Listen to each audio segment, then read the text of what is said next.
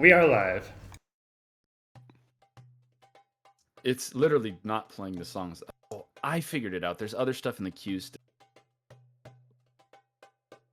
I gotta clear this queue. There we go.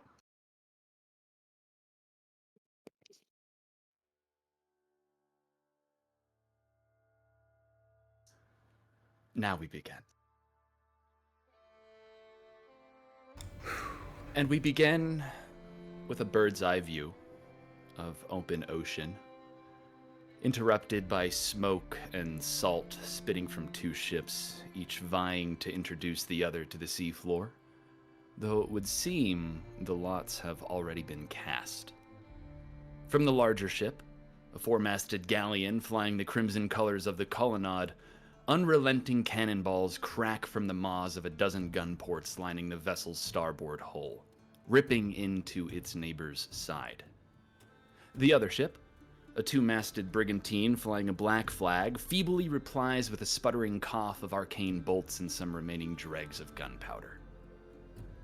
The pirate vessel is as good as gone, but massive holes in the colonnade ship tell of a very expensive victory. With the barked orders of some admiral, colonnade sails are hoisted anew so that the ship may have time to limp to the shores of those mountains seen in the distance before meeting the same fate as their adversaries. As the echoing racket of warfare at sea begins to still, we see you, Ayla, on the decks of the sinking King's Pride. The Nightblade, or at least that's what those dead and dying around you so often called you, Captain. You were set up. 3 months of planning, inside men on the colonnade vessel. You were given the all clear, the signal to continue, and the colonnade's parlay flag was flown, just as was planned, but those cannon ports opened so damned fast. The ship is going down, Ayla, and that colonnade treasure ship, the Lady Cypress, has barely slipped through your fingers. The deck is in shambles around you, and the sudden, incongruous silence is haunting as the ringing slowly fades from your ears. There is a fishing dinghy hanging off the port deck that might still be in one piece. You could get back to Cape Salado in 3 days or so on that, though it would be hell. Perhaps there are other survivors on board yet as well, but the ship is going down fast. So Ayla, might you describe the character that we see on this splintered deck? What do you look like? Ayla is a brunette elf. She's a bard. She has green eyes and is adorned in a lot of gold, as many pirates tend to be. She wears black and white clothing with a little, like a red scarf around her waist. She carries with her a sword, her namesake, the sword that she was using whenever she earned her title. And that is Ayla. Also very panicked right now. Understandably so. The sea level that you can see out there as you watch the colonnade vessel sail away towards Tikal, sea level is rising, or the deck is sinking. What is it you're doing? I'm looking for survivors. And if I can find anybody, I am instructing them to get the dinghy in the water. Go ahead and roll investigation as you look around and check these bodies. Or medicine, I suppose. 19. Great. You are well familiar with these decks, Ayla, and so you search around, checking everywhere where you know your people would be stationed on this uppermost deck exposed to the air above. There are 6, 7 corpses. There's not life in them, at least not on this deck of the ship. but the ship is continuing to sink. Are you searching further on board or getting out? Um, Before I get out, I would like to look specifically for Shimi. Sure. You did not see his body up here. Uh, he would be down on the gun decks. All right. I'm going to run down there, and I would like to have my special item, the cap of water breathing. I would like to have that on hand. Wise. Yes, you head down the hatch, and there is already some water taking on in the gun deck. This is the uppermost deck, so it's taking on water fast. More blood, more bodies. The parts of the wall of the ship are totally missing, but you do see a scruffy and scrawny black-furred rat folk lying on the ground near one of the cannons. I would like to, if he's alive, I would like to bring him up to the top so I can work on getting the dinghy and getting him in there. Sure. Yeah, he's unconscious when you pick him up, but you believe he's still living. He's he's in rough shape though. He's bleeding from multiple wounds of grape shot, and it looks like a cannonball shattered one leg completely. His right leg is barely hanging on. Really, there's a bit of muscle, flesh soaked in blood, and that's all that's really keeping the thing attached. Bleeding rapidly, but you are able to get him off that deck if that is your move. Yes, and I would like to get the dinghy in the water as quickly as I can. Okay, yeah, and I won't say it's easy enough. He's pretty light. You're pretty strong. You're able to carry him up onto the deck, and by the time you get into the dinghy, which is thankfully still in one piece as it was on the far side of the guns, the water is frighteningly close to the bottom of the boat already. Easy enough though to drag yourself and Shimi into the dinghy and unhook it. What's the plan from there?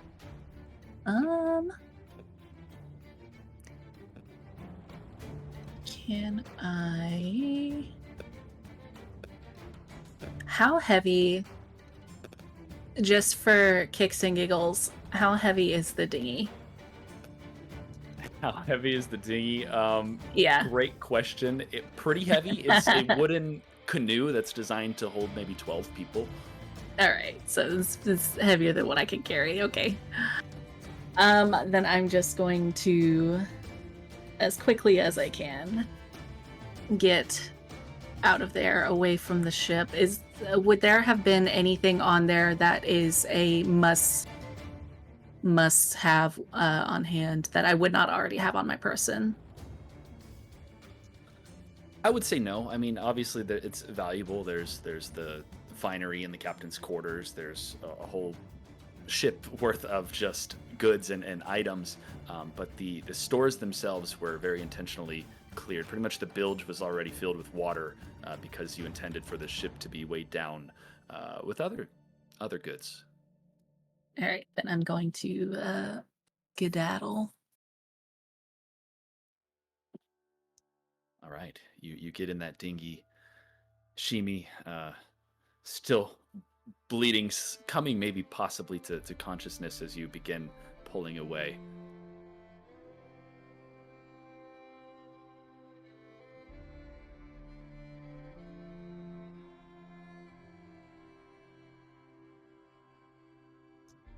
As you Would begin, yeah.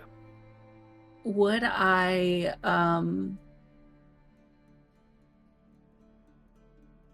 would I have seen Lima on board at all? No, Lima was not on board to begin with. Okay.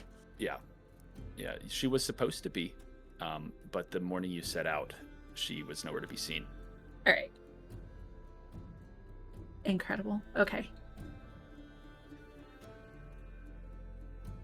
I will say as well, as Shimi's kind of waking and croaking into consciousness, Why don't you make a medicine check?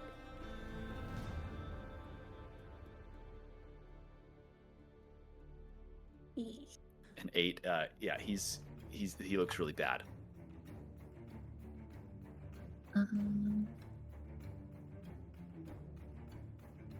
I don't believe I have anything that can heal him either at the moment. Okay. He kind of drearily opens his eyes, sits up a bit, and then instantly kind of sinks back into his seat, looking dizzy. Looks around. What happened? Shimi, thank God you're awake. I'm not sure. Someone betrayed us. I don't know. Everything went wrong very quickly and the ship went down. No one else. I couldn't find anybody else. Well, they sure knew we were coming, yeah. Every damn cannon was preloaded, Ayla. Bird Eye was right.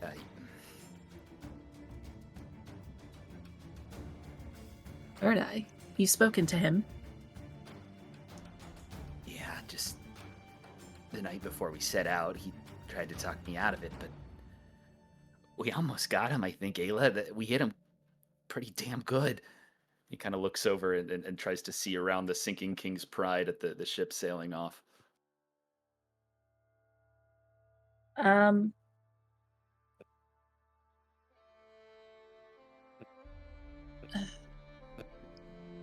I know, we were so close. But there's just no one left. It's just us. So what's the plan? Are we telling Kingmain? Are we gonna recuperate? I mean, look, we'll probably have to wait on Tikal until the colonnade notices they're behind schedule. And I don't know where we're, what, 3-4 days from Pompeii? They'll be beached out there for a while.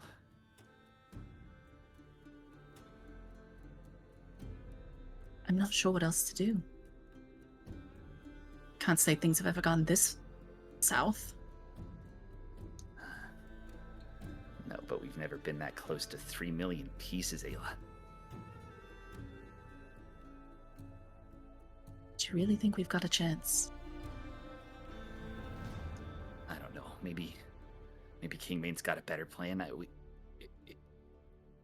Can we get back to Cape Salado in this thing?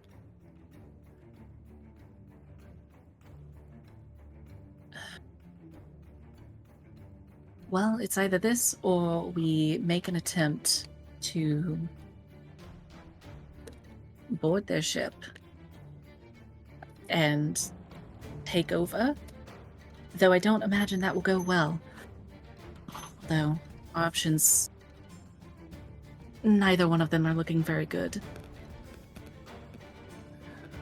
Well, I don't think I'm good for much at this point.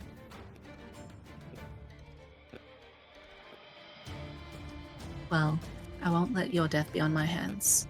So, we have to go back to Salado.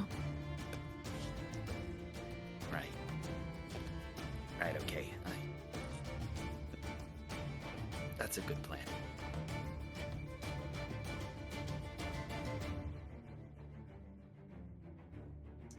Okay. We'll pull back to our bird's eye view. And we see that single dinghy, still a little obscured from the sinking brigantine from the eyes of the colonnade vessel, which is heading towards those shores of Tikal's Sima Mountains. There's an elf. There's a battered and bruised and bleeding rat folk. And they pull oars to move that lonely little boat in the direction opposite of the colonnade vessel's new trajectory and back to Cape Salado. So, spatially on the map, these events happened around right there. And Cape Salado is down here. A fun boat ride. So, sure. That was right on the front lines of the war, or at least where it is currently. Yes, it was right between Olimtek, which is kind of the last bastion of the Aarakocra, to Kal, which is now owned by the Colonnade, who is fighting Javakir. Hot waters, literally and figuratively. Okay.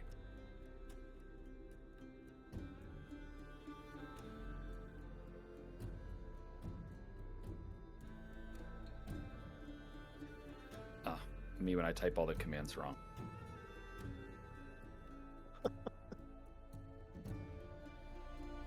Yeah, it's supposed to be /me.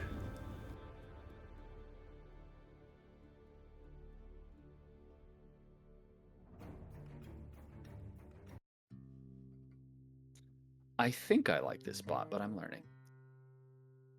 It doesn't like you. Understandable. It doesn't like anyone. From that scene, we cut to the northwestern corner of an island south of the mainland of Tikal. I'll change our little view here too. Hey! It's nearly afternoon in Cape Salado. Cove might be more apt. This shanty town is tucked onto the beaches of this small inlet bay. There are bustling piers dotted with those offloading illicitly obtained cargo from a few docked ships. That cargo we can see is brought into a processing center all the way back into the jaws of a cave set into the western wall of the cliff face that lines the whole back of town. The town itself, made up of ramshackle wooden structures, kind of haphazardly built onto the adobe and stucco ruins of some previous Aarakocra civilization. And buildings spill from the maw of that great cave and across the sliver of land in front of the cliff face before tentatively venturing out into the first stretches of jungle east of the cliffs. The central marketplace is alive with activity. There's some drunken shouts, a fist flung here and a laugh there amongst the dozens of vendors competing to sell their wares. It's kind of a colorful cultural hub, as much culture as this town can have. And the energy's high. But from there, we'll focus in on an offshoot alley and around a dark corner, and then another, even darker. The lack of airflow causes this reeking humidity to linger. Where we find Vincent, hidden below a shimmer. You've tracked the bastard down. You've cornered him here. Morton Friend, a pathetic and lanky rat folk with kind of splotchy dark gray fur. Word of what he had done reached you, of course, and a whole trade route was altered for this little pit stop back in Cape Salado so that you could find him. And it has been a costly detour, but you have a reputation to uphold as well as convictions of your own. So now here in this wretched alley, Morton Friend has pressed himself against the back wall to distance himself from you as much as possible. Vincent, can you describe yourself? Who do we see here? Yeah. Vincent is a tall, black-furred tabaxi with little, almost like burnt edges that are more reddish than the rest of his coat. He's, his eyes are silvery, not quite in the sense of lacking sight, but just an odd color.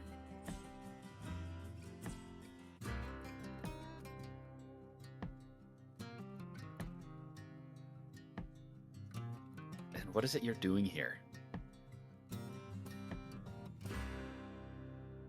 Vincent is rolling up his sleeves very patiently, meticulously, and he looks over to the rat folk and he asks a simple question.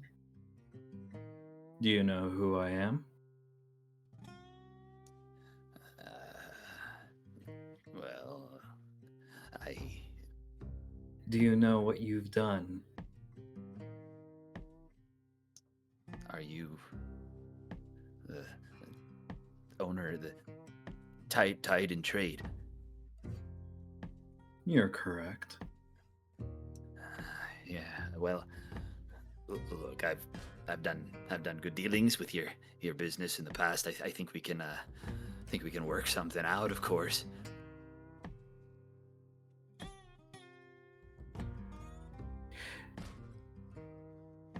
Work something out?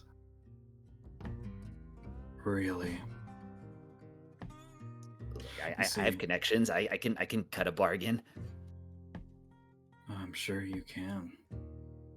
I'm sure you can hide behind all those little threads that you pull. But in my world, it doesn't matter how profitable it is that I keep you alive.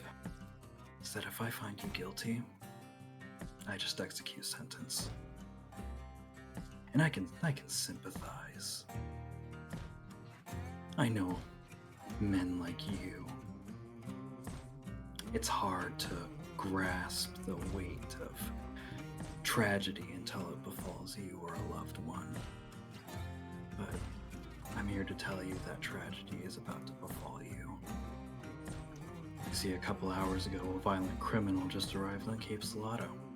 And that violent criminal, and Vincent is pulling out his revolver from his holster and looking at it with sort of a glimmer of pride almost. He's taking this fine caliber firearm and is going to shoot you with it. Tragic.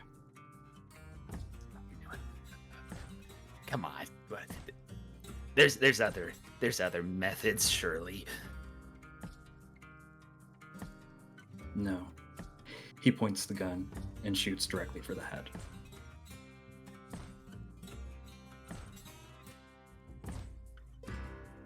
I'm gonna have you roll with advantage. You've got him cornered here. Okay. Make an attack roll. Oh my goodness. Who even needs advantage? Vincent is awesome.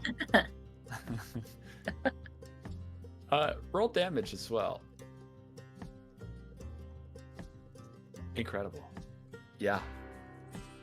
God damn. That is all it takes, Vincent.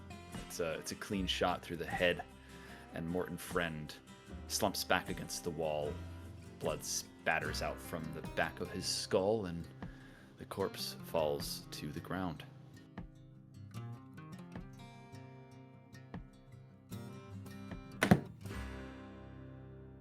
Using my hands would have been a waste on you. And he turns and leaves. You turn around and see at the back of the alley a figure, an imposing figure, but one that you recognize. And Kingmane says, "Now, Vincent, surely you're not spilling blood in my town already, aye? Couldn't even bother to come and say hello first." You are my next stop, Kingmane. I'm debating if I believe that. Believe what you want. But it is a pleasure to see you. Likewise. Kingmane, he's a large Leonin. He's a very tall, very broad, but he's really just as you remember him. His mane is maybe a little more gray, actually kind of considerably more gray considering it hasn't been that long. His left arm is missing, but that's nothing new. It's been missing since you witnessed Shandy Bodega cut it off. And Kingmane's large aviar, like a black vulture, a grunt named Samdy, that is perched atop that armless shoulder. And Kingmane kind of walks back towards the alley where you had shot Morton. "I assume you had good reason, Vince, but even men like that one are supposed to have a certain measure of protection here in Cape Salado." He forfeited that protection when he assaulted my wife. Kingmane gets down on a knee next to the body and he unsheaths a knife out of his bag, or off the sheath on his belt, I should say, and he shaves a section of fur off of the rat folk's cheek, And then he fishes a stick of charcoal out of his bag and draws a big, dark, black spot on that patch of exposed skin. And he looks back up to you. Nobody will question it, but come to me first if you ever got to do it again, aye? Understood. I appreciate it. Perhaps we can head back to the Sockeye and catch up on a bit of business. That sounds preferable. I'd rather not give this corpse any more thought. All right. He starts walking out, assuming you'll follow. Yep. Right behind. I don't imagine you're here for pleasantries, but I do got a growing stockpile of unstable arcane geodes, and I can't sell them through the colonnade. Might that be something Tide and Trade could find a market for in the Imperios? We certainly can. Good, good. Of course, at a price. Well, it is business, isn't it? I owe that much. That shiny new galleon at the port, is that yours, by the way? Indeed. Ah, you do business well, then. The Jenny wasn't fancy enough for you. What can I say? Appearances are, in fact, everything. Well, I see you've upheld yours just fine. It's good to see you, Vince. It's good to see that you're doing well. Well, holding things together, I should say, but I can't complain.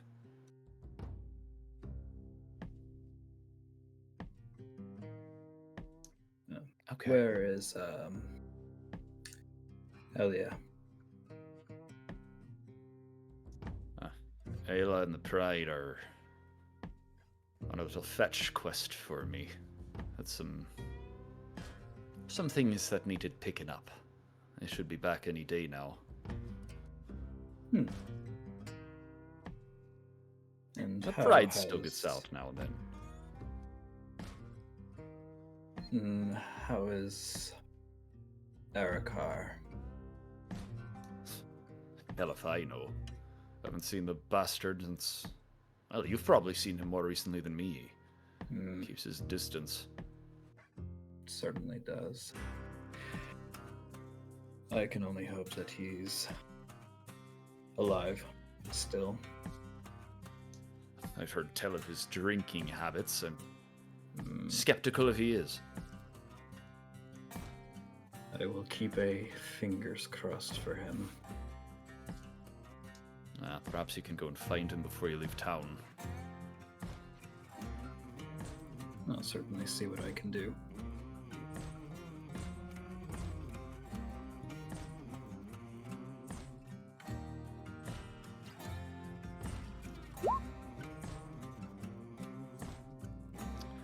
Well, from this scene, as if you're following Kingmane all the way back to the Sockeye, and let me change the map one more time, get this lovely view of Cape Salado in your mind.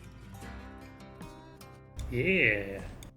And translate it to here.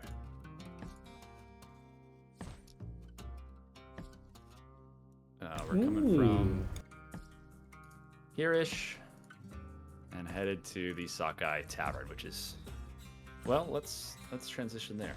We step back from that scene, back out to the central marketplace, just a bit further into town, and we head into the walls, sturdy walls, of what was once an Aarakocra outpost and is now the Sockeye Tavern. You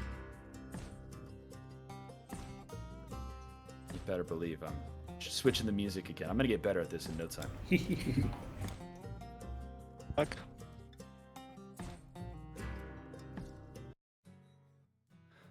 First try. First try. The Sockeye is humble in appearance. Definitely not even the largest tavern in town, but it is the base of operations for Captain Kingmane Gibraltar, and it's therefore the heart of Cape Salado itself. There are maybe half a dozen tables along with a bar inside, and it would be fairly unremarkable on the inside and outside, if not for this massive glass aquarium behind the bar that stretches up to and through the second floor of the building. The tank is filled with water that gives kind of a soft blue glow, likely from the rivers of Anton. And there are several fish swimming inside that kind of resemble salmon, but they have way too many, way too sharp teeth in their mouth. There's something kind of alien about them. The tavern isn't busy this early, but it's never empty. There's a few tables occupied with various individuals. There's a pair of tabaxi. They're clearly drunk despite the relatively early hour. There's a group of rat folk bickering over a dice game called Portholes. There's an odd and kind of haggard minotaur with little fuses of actively burning fire braided into his fur on his face. He's drinking alone, kind of glaring over his cup. There's a super ugly human tending to the bar. And most notable, perhaps, is the young, light orange lizard folk seated towards the back of the tavern, combing over some papers. This is Laszlo Decker, Kingmane's right-hand man. Laszlo, at this point in time, has a clockwork bird on his shoulder. It kind of resembles an Oyo. It's crane-like, and it has a golden crown, but it's half the size of a living Oyo, if you've ever seen one or bonded one. And there are two other individuals in the sockeye. Malfisani, would you like to describe the character we see? Yes, you see a rather short, especially for an Arakakra, bird-like creature, slightly hunched, though it's most likely because he's seated on a table with his hands and therefore wings wrapped around his knees. You can see at either side of his hips are two long rapiers, longer than him most likely, and he seems to be chatting with anybody who wanders near or dares to approach him for conversation. He wears what appears to be a black and red butler-like vest, very, very high-quality clothing. He wears jewelry of sapphires and all sorts of blue gemstones. His feathers look more like ice than they do anything natural. They shine in the light. They appear sharp rather than fluffy as one would expect. In fact, he seems more like a golem or a statue, angular, sharp, than a living being. He's a brilliant shade of aquamarine that metals to deeper shades of sapphire all across his body. Very elegant in the way he moves. Extremely efficient in every motion he makes, as if he's not sparing any sort of energy in the way he conducts himself.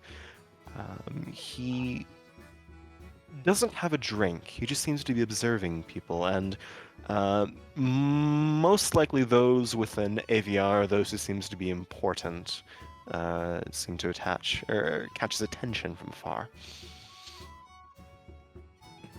Absolutely. We'll get into where you want to go in just a moment. I would say, based on your own knowledge of Cape Salado or the things you would likely know of the town, Laszlo would certainly be the most important individual in here, but there are interesting characters regardless. Is there anybody that seems to be kind of like a duelist, carrying a weapon visibly, or having the bravado-like attitude of someone who makes their trade by the weapons they wield? The tabaxi, the pair of tabaxi, they are armed. Now, most in Cape Salado will have a sword or gun or something on their person. The tabaxis are armed a little heavier. Like I said, they are pretty obviously drunk, but they're armed pretty well. All right. And before you make any decisions, I would like to also have Bright Eyes introduce the character that we see. Yeah! Alright. So, you see a measly, just under 5 feet tall, full of just round curves and energy and bright eyes, pearlescent with little flecks of color that seem to shift with the light and the turns of his head. Little cow-like, goat-like ears, curved horns that have been rather crudely just poked straight through. A wide-brimmed hat. Looks early 20s, but there's something. It's obvious to anyone who has any experience with the Fae that appearances work differently.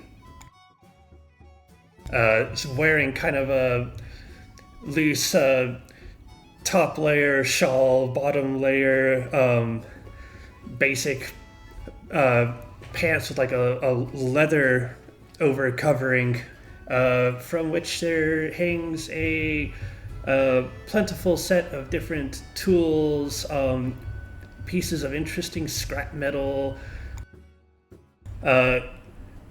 Strapped on his hip is a strange device, not a cannon, not a crossbow, something similar, from which hangs a sort of tube-like structure,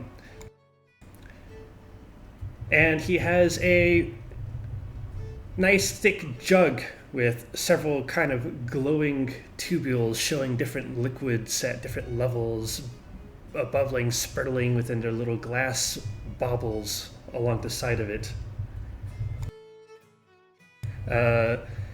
This is Bright Eyes the Satyr. Incredible.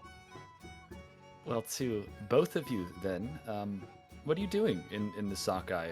Are you here for a reason? Are you here for leisure? I suppose whatever the reason Going is. What are you right up up to Laszlo. Okay, right up to Laszlo. Yeah, he doesn't acknowledge you on the approach. He's combing over documents. He seems very engrossed in whatever he's doing.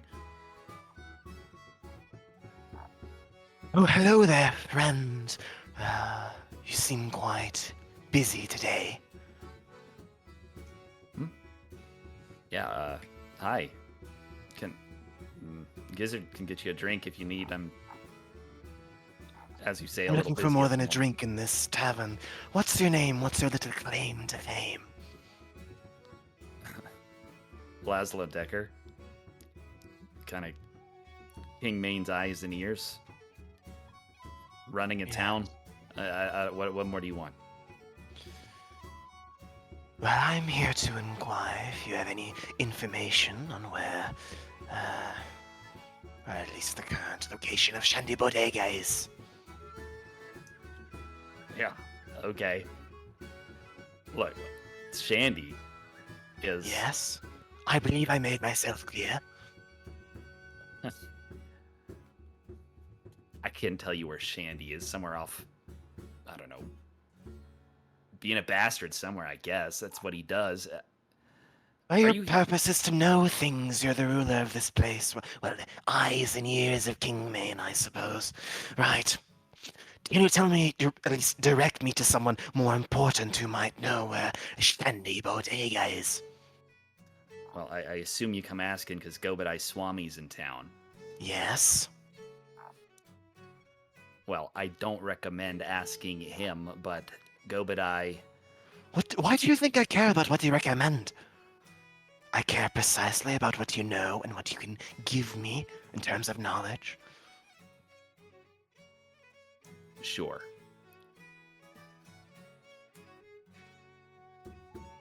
Well, Gobadai's here. The swollen goat's at the docks. I don't know. I think he's in town, maybe unloading in the cueva. Right. Well, you've been most useless. He turns around and starts walking out. Incredible. What about you, Bright Eyes? I'll make a passing remark at the Bird's direction after they leave and say, I was hoping for a fight. So anyway, I turned to the barkeep. The first try, I tried to make it to where it put hair on your chest, but the guy was kind of sick already, and he just turned right into hair. Do you want to try? I got wine, and I got what was this other one? Whiskey? No, some sort of liquor. That was the hair one. You want to try it? Come on. I need a professional opinion. I really don't think I should. I'm supposed to be given the drinks. And I thought that didn't matter here. Come on, here, let me pour you. Take the device, take the tube, attach it to the jug, twist it into place.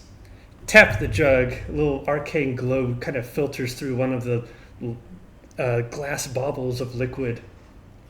Is there a cup nearby? Yeah, sure. Yeah, sure, is the right answer. Take the cup, unsteadily hold this almost like a pump device over it. Press a button, and my alchemy jug will output wine into the cup. Now, here, try it. This one's not going to turn you. It's special. So your next big adventure. This is a special wine. The taste is going to remark upon the fortunes of your next adventure. Can you roll a persuasion check for me?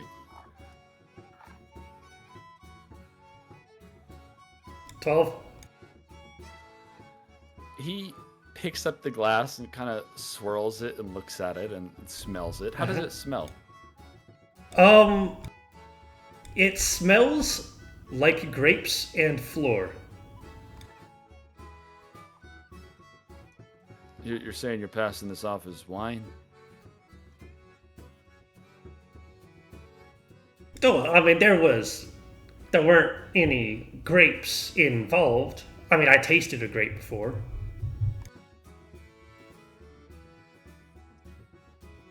Come on. Be He'll take curious.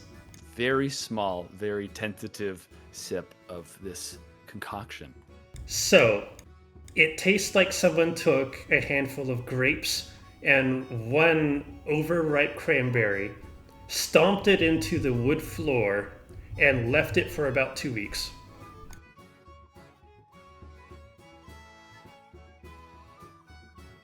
Well, it's not good. Should have taken the rum.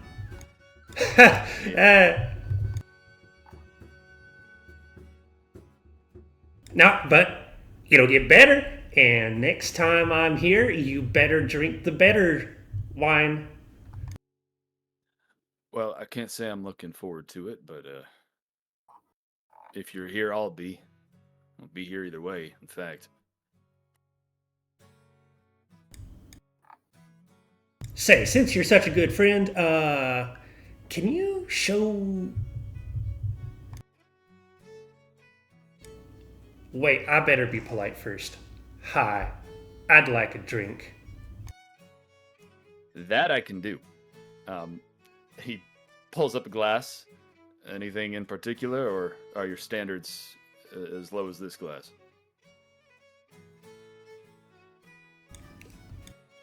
I mean, I just need something to loosen my tongue, so got a nice cup of brandy. All right, yeah. He grabs a bottle of brandy and pours you a nice, a generous shot. There are no measurements in Cape Salado. It is a pour of alcohol. I will slip over a coin. I only have gold coins. I'm sorry. Oh. Actually, no, I'm not sorry. But I am looking for work. Looking for work?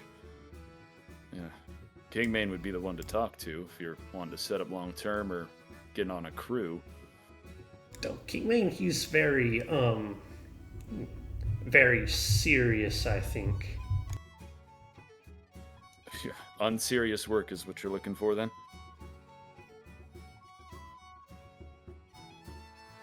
I mean, like, starvation's right around the corner, so I can make an exception. Yeah, I would recommend making enough coin to eat at the very least. Look, I don't love what I do, but I'm here, and I got food on my table.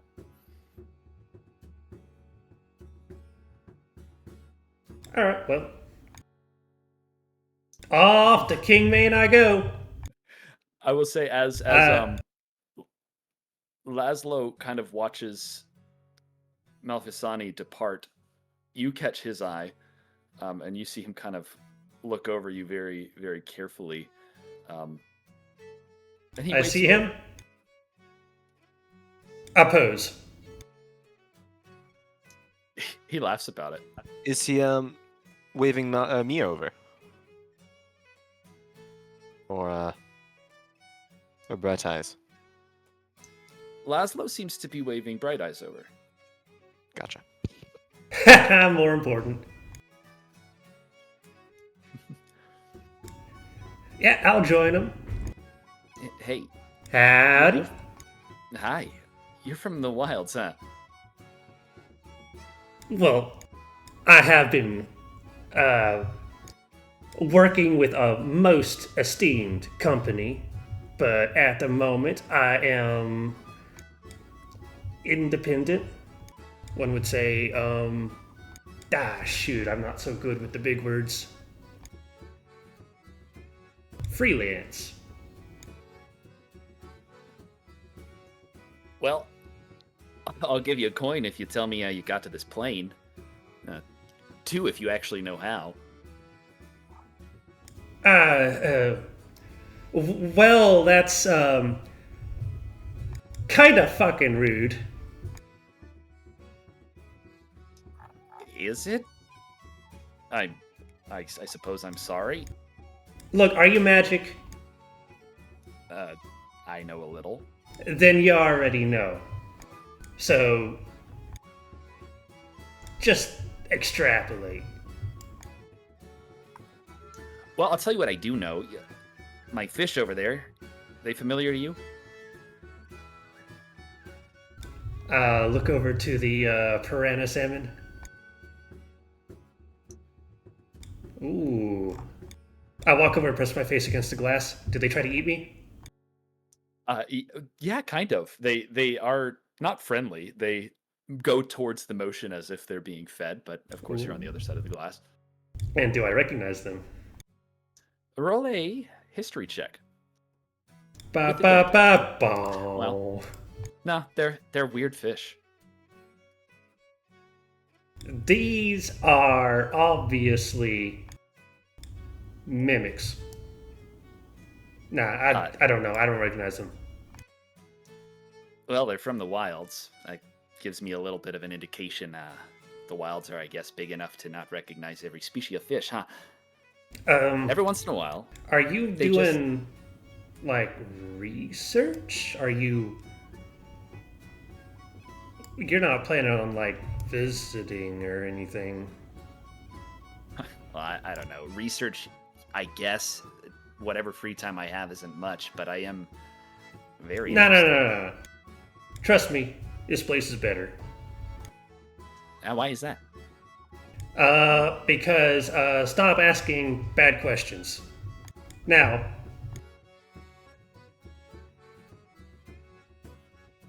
you probably heard me say I'm looking for work. I did. Mm-hmm. I can make food last forever. I can make the best wine. And I can make things explode. Can you sail? I got here. I guess you did. Well, there's work. Whether you want to work for King Main's operation here or find one of the crews and get back out to sea, there's always work. Honestly, if I can sit in a havoc half the time and sit in havoc half the time, that's a good balance.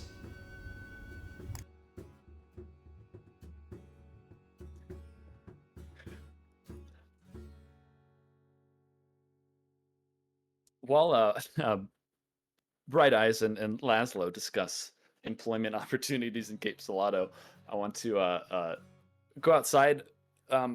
Malfasani, you don't get too far, but it does probably catch your eyes as Kingmane and a Black Tabaxi are headed towards the sockeye.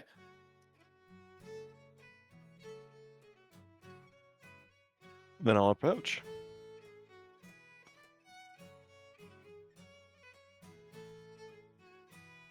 Excuse me there, my one-armed friend. Vincent immediately just pinpoint entire focus is right on the Aarakocra. What is it I can do for you? Well, you can tell me that, at least the location of Shandy Bodega, and if you, I am assuming, as the individual in charge of Cape Salado, want Shandy Bodega dead, I am quite a good fighter, and I wish to offer my, services. How do I say it? You Give an said it. elegant bow. You're offering to assassinate Shandy Bodega on my behalf. Yes. Correct. Well, not on your behalf, but I'm assuming that you want him dead and can provide individuals like me with a ship or a crew, yes? Perhaps. Problem being, I don't even know if Shandy Bodega himself knows where he is. The man has a way of fading in and out of existence. Ugh. Oh, they all Sure. tend to do that. They all tend to do that. Those with arcane capabilities. So I'm going to cast Misty Step and appear right behind Vincent. Vincent does not like that. His hand automatically is just reflexively is gone to hit him. Okay. Would you like me to roll? If you'd like. And unless Malfasani is simply letting a punch come to him. you Oh, can roll. absolutely not. All right.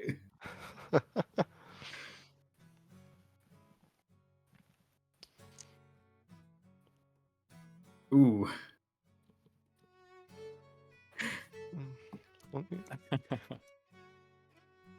Scaredy cat, aren't you? Anyways, He's going to look back towards Kingmane. yes, arcanists I'm quite familiar with. I'm from Anton, if you know anything about Anton, which I expect you do as someone in charge of Cape Salado, then you know that I'm quite experienced in dealing with mages of all kind. Well, we haven't come to the wrong place, I'd say. Shandy is certainly on my list. There are plenty of things to do beforehand, but I assume he'll... Well, if you want to know more, I'm... Yes, I do, actually. Yeah, fantastic. I'm in the middle of something, it turns out. Allow me to have a business meeting with my partner here, and... Well, I'm happy to discuss Shandy on my time. Question for you. Which arm is Kingmane missing, left or right? Left. Okay. Does this have to do at all with setting about the sea? Are you putting together their crew or something? I don't plan to at the moment. I see. Cruiser. Go ahead. Most of the crews operate outside of my jurisdiction, but I do set sail or send them out occasionally. The point of running an island like this if you don't set out to... Then never mind. I'll accompany you, I suppose. Hmm. Cat got his tongue too, I guess. I have no words worth for you. And shut up. Kingmane, yes.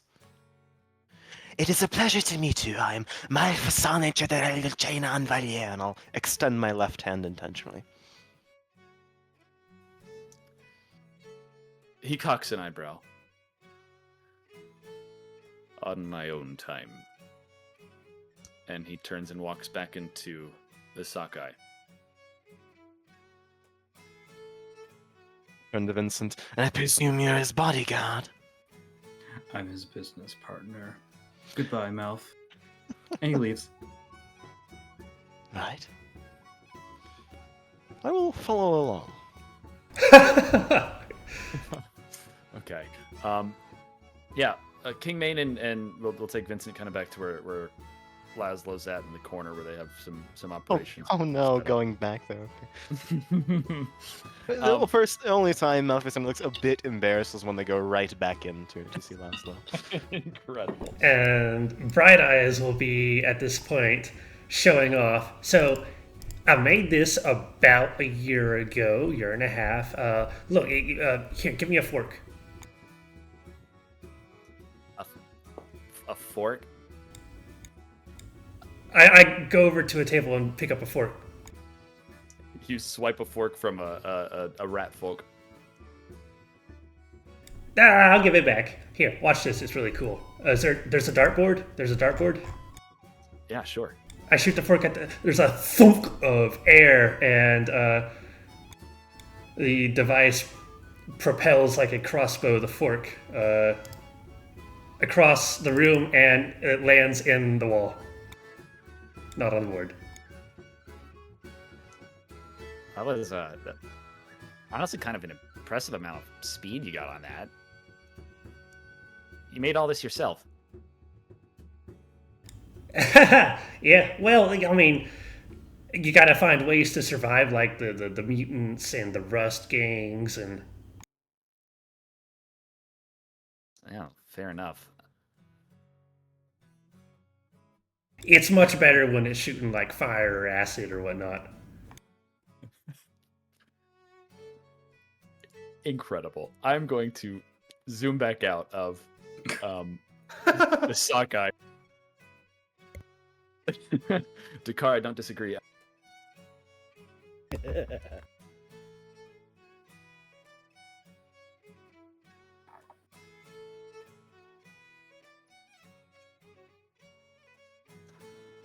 Did I do it again?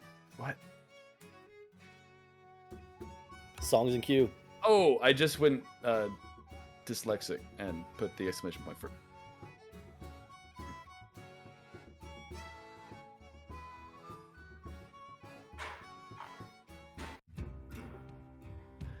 There we go. That's much better. Okay, with that eventful time at the sockeye, we will step away for a time and turn our attention back to the beaches of Cape Salado. The most active docks are those on the west side of town, the low docks in the harbor district. There's this constant stream of goods being loaded off and on of ships and into the cave, Cueva del Salado. We, however, will turn our attention to the mid docks, just offshore of the fish market. They are a smaller and smellier set of docks, but this is where ships are typically kept more long term while crews are grounded. And one such vessel has just docked, a nice brigantine. And the gangplank is lowered, and a tan rat folk man, easily identifiable by his dress as captain of this ship, is in the process of urging an Anubian man to leave. He says, "Seaborn, look, if I ever need to spill some blood, I'll come calling on you again, sure. But those geodes are worth a hell of a lot of gold, man. You do good work. But if I let you throw one more of the things overboard, the crew will mutiny, sure as the bitch watches the night."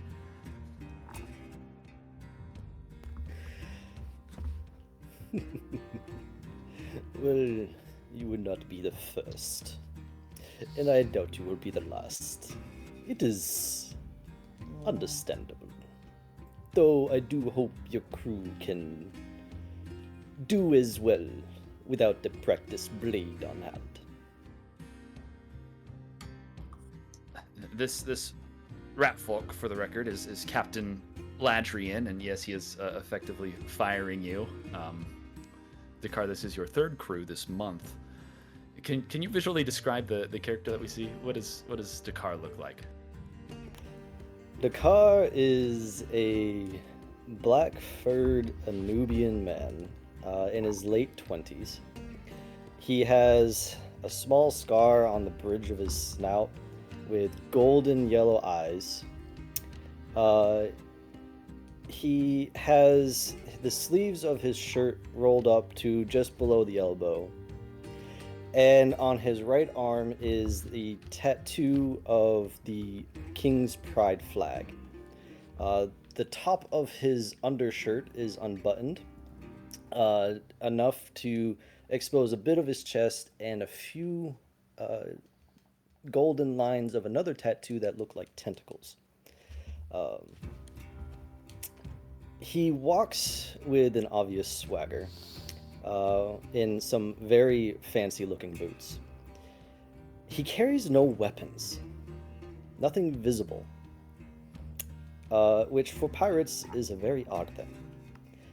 And he always seems to have a perpetual smirk on his face, as if he's finding everything about him rather amusing.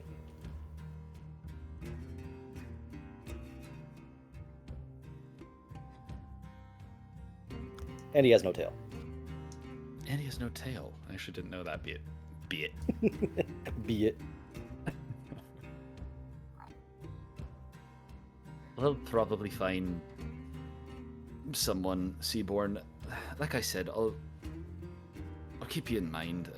Maybe I'll call on you again. It's just Kingmain takes enough as it is. We got to profit one way or another. Perfect. Will you not profit off of what is left over?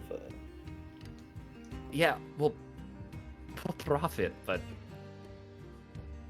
look, Dakar, it's been a pleasure. So, be seeing you around then. No hard feelings, Captain Ladrian. Trust me. And with that, Dakar kind of just gives him kind of a clap on the shoulder and saunters away off the docks. Yeah, he wasn't the best captain you ever had by a long shot anyways, so. I doubt many can compare to the first captain he served. Erikar, Bird-Eye, it has been 5 days now since you watched the King's Pride sail beyond the horizon. Oh, what do you look like by day 5? What is this character that we see now? Oh god. Erikar, currently, he's at the mid docks, right? That's where he is. Yes, indeed. There are a few things that smell worse than the mid docks, and Erikar is currently one of them. His hair is long and unkempt and matted. His hooves are on the border of overgrown. There are bottles scattered around him. The clothes that he's wearing are incredibly tight because they no longer fit properly. Those that had seen him before would recognize that he has gained quite a bit of weight since the last time he was on a ship. But yeah, he's sitting there with a half-empty bottle in hand, even though it is morning. It sure is. Almost afternoon, but early, nonetheless. You really haven't had so many eyes on you in months, if not years. Yeah, you've visited the fish market and the like plenty of times to restock on food. But nobody has really had any desire to approach you, but everyone does look at you. Just you're a sight to behold anywhere you go. People wondering what Bird Eye is doing in town, where exactly the pride has sailed off to this time, but people still keep their distance from you. I'm curious as well. Where's Averin? What's your point of view here? Averin is currently about probably half to 3/4 of a mile out over the ocean, looking for the King's Pride coming back. Why don't you roll a perception check?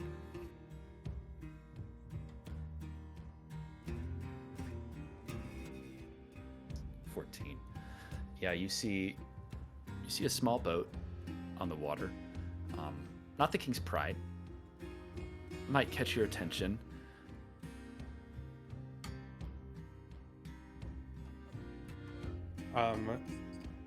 Averin will fly a little lower and fly over the boat. And as Averin is flying in that direction, you kind of hear someone approach you here on the docks. You kind of hear a sloshing bottle and a couple heavy steps.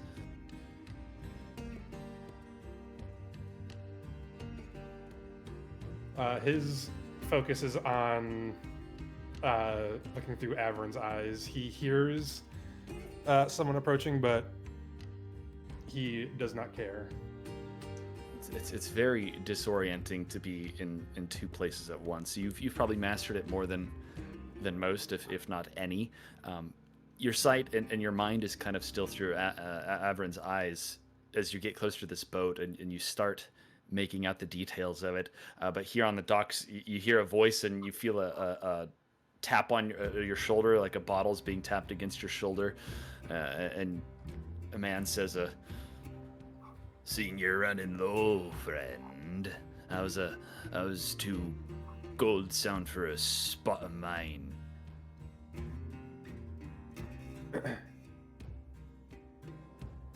Still looking just straight forward. Erikar just unholsters his revolver and holds it under the man's chin. How about you leave it and get lost? He stumbles back, bottle still in hand, but you hear him start to leave. He has not left the bottle. Erikar doesn't really care much about that. It was a hopeful thing, but not a requirement. Fair enough. Yeah, you narrow in on this boat and get close enough to see that it is what you feared it might be. It is a dinghy, the one from the King's Pride. Ayla is on the deck, kind of looks like a corpse of a rat folk.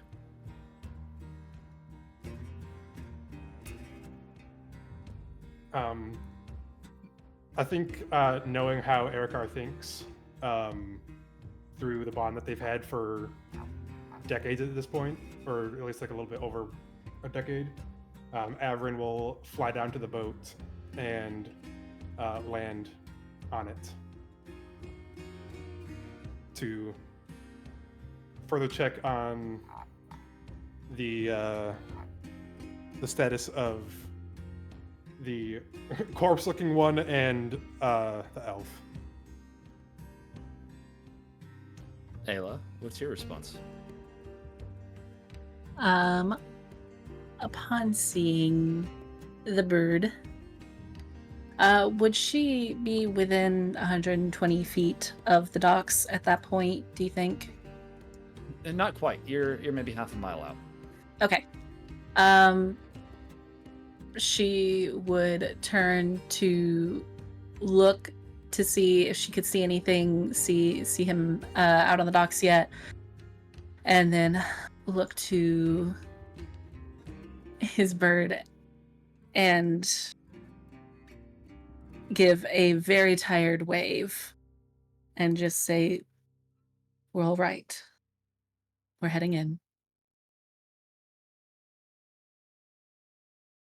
Erikar can't communicate back, but Ayla definitely knows from years of sailing with him that he's an expert at reading lips, so he has her message. Yeah.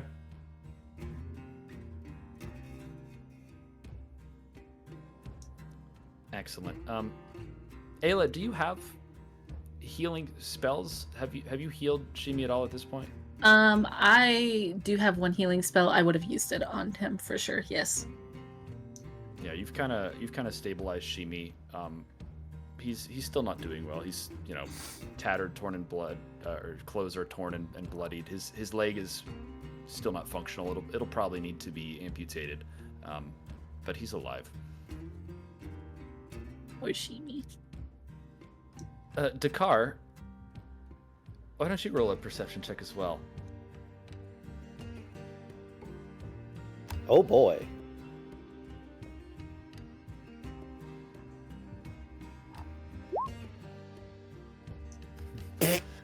Seven is not enough to notice the Oyo fly overhead. A 7 is not enough to notice the dinghy out on the water. But as you turn and get off the docks, Erikar's not easy to miss. He's kind of actually sitting frighteningly close. Like you're startled that you didn't see him earlier. He's very near the water there on the docks. I was a bit distracted with the whiny captain. Ah. Oh, the wing? If it isn't old ribeye, it has been a bit too long. I would Oh, like fuck to- off, Squid! I have other shit going on. No words for old friends. That's No. And what has you being so yourself today?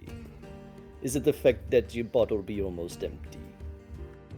Erikar stands up and grabs the back of Dakar's head and just kind of like forcibly shoves it out to the direction that the dinghy's in.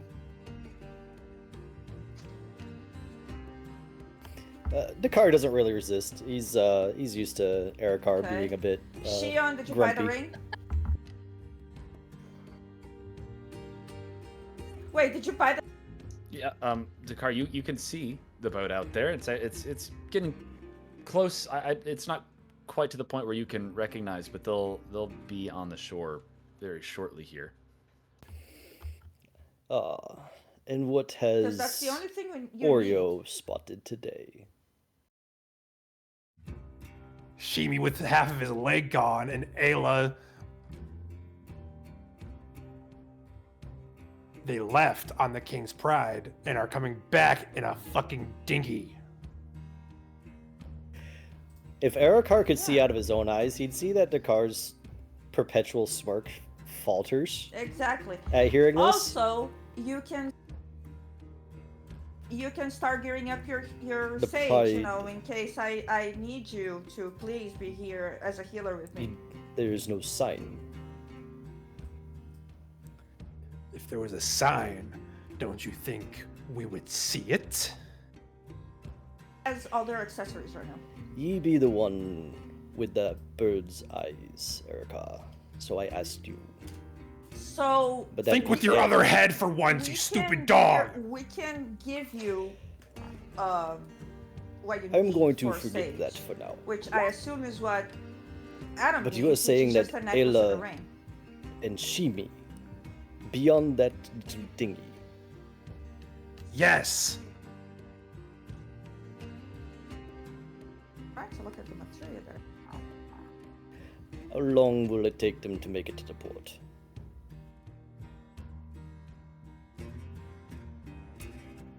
They're a little under half a mile out.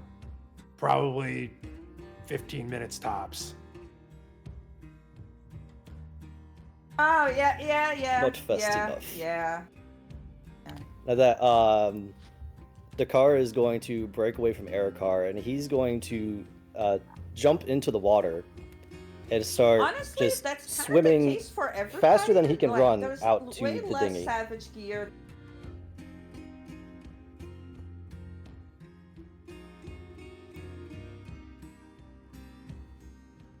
And however long that takes, he's just going to jump right out of the water onto it. It's Yeah, only doesn't- mildly terrifying. It doesn't take too long. The boat's getting pretty close, and now there is a Nubian on your dinghy as well, Ayla. She would jump out of her skin practically, being so close to shore. She would not be expecting that to all of a sudden show up right in front of her. Ella and Shimi.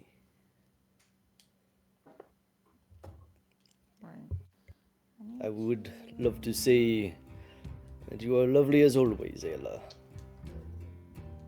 But I believe Shimi needs to get ashore faster than this dinghy can go. And at that, Dakar is going to cast Control Water to try to push the dinghy just that much faster towards the docks.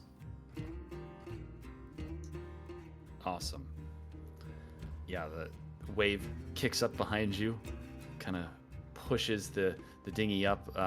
Short for the docks, but easy enough to wash up onto the sands. And as you do so, as soon as this boat gets close enough to be recognized, those on the boat to be recognized, the dock kind of falls silent. The whole fish market kind of goes quiet. There's no King's Pride, but her captain has just pulled up on a little dinghy. As soon as they're within range, which is 60 feet, a second Oyo is going to kind of split out from Averin. A more spectral and incorporeal form is Dakar casts Healing Spirit. And he's going to focus most of the healing on Shimi, but give Ayla some as well. Yeah, Shimi was not even obviously living until you get close enough to see his breath, but the spirit, the bird kind of settling on the side of the dinghy, and he's kind of rustled to consciousness and sits up straight again.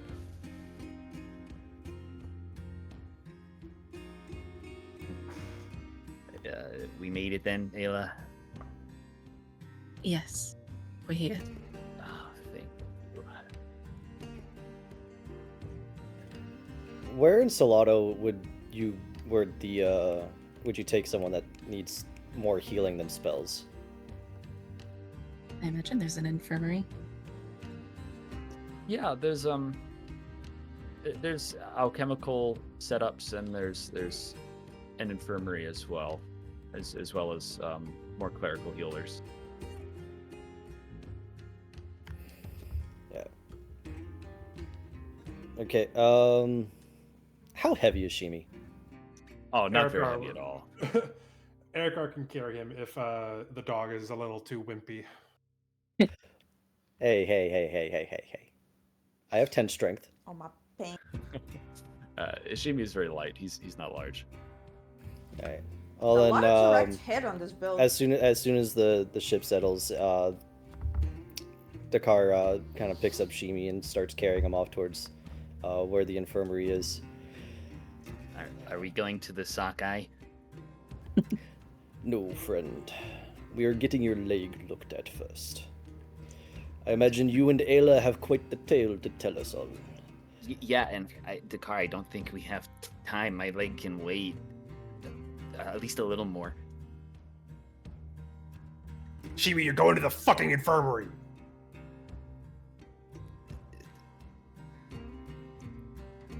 Bird, it's there.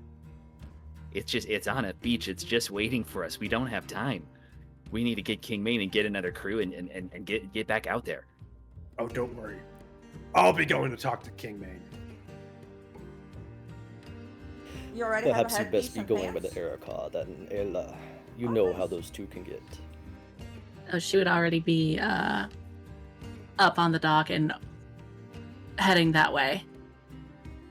After making sure you were taking Shimi to the infirmary, she would be heading directly to wherever she would expect King Maine to be. And Erikar's coming with you. Oh boy. And Carr takes Shimi to the infirmary despite his protestations. Let's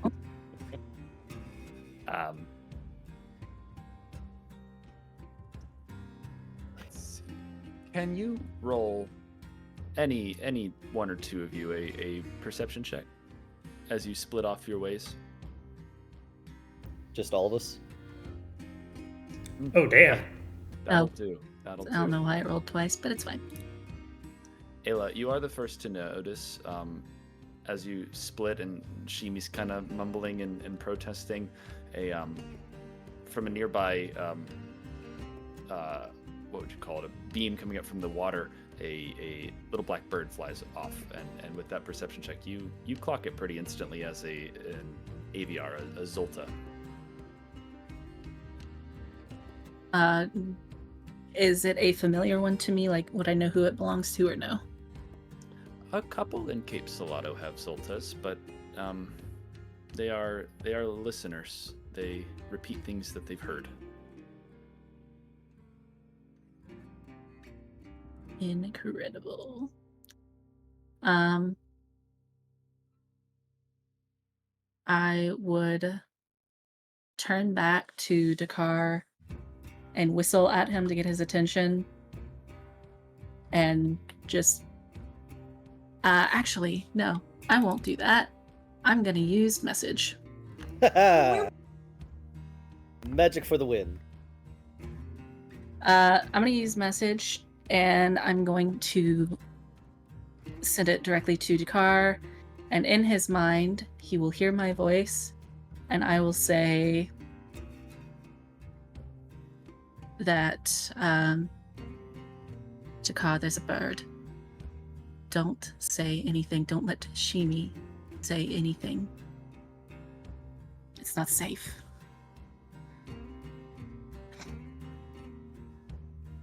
And she would continue on her way and tell the same thing to Erikar.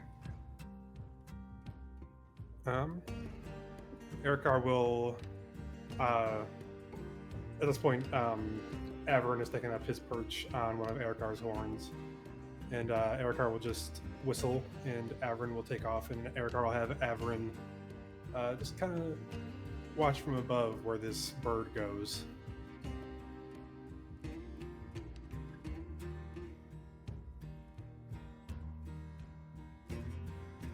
Okay, yeah. More bird on bird fun. Roll one more perception check for me, Erikar, to kind of track this bird. Okay, good deal. Ranger. Yeah, no, it's excellent. We'll circle to that, but we'll start with Shimi and Dakar. The infirmary is not too far off the beach. It's not uncommon for injuries to come from off the water, so it's pretty quick and easy to get to. All right. Dakar, if there's anybody else waiting in the front, he just pushes right past them, not even giving them a second thought, as he just basically takes Shimi and shoves him in front of the healers, and I don't care what you're doing at this moment, but this will be your priority. There's a black tabaxi that kind of sits Shimi down and looks him over without any protest. He seems to recognize Shimi, if not you as well, and acknowledge Shimi's condition. What happened to this one? That is a tale I will be hearing, I imagine, rather shortly. Shimi, Ayla says, loose lips That's sink a little ships. trickier. Don't say a word. For me to remember to. All right. I got hurt pretty bad. Is that too much? Talk about your injuries, but not about how they came about. We're fighting on. Well, my leg, I think, is the obvious one. And the healer looks it over and says, yes, well, I don't think you'll be keeping it. But if you are prepared, I can, well, cut it off and heal it quick enough where the pain won't be intolerable.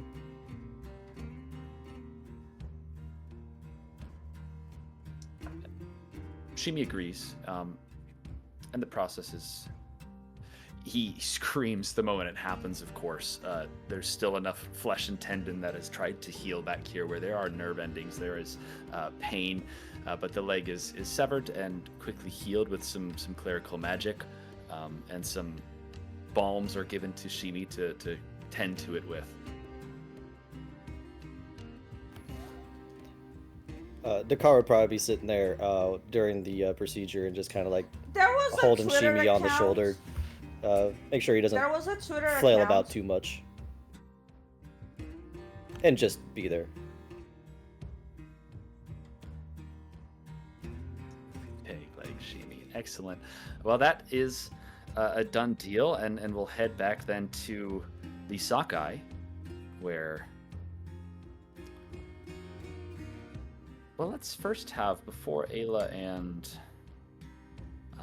Erikar show up, back to the Sockeye, where Kingmane is discussing business with Vincent. Malfisani's very politely waiting. 2 inches Hopefully away. is one word for it.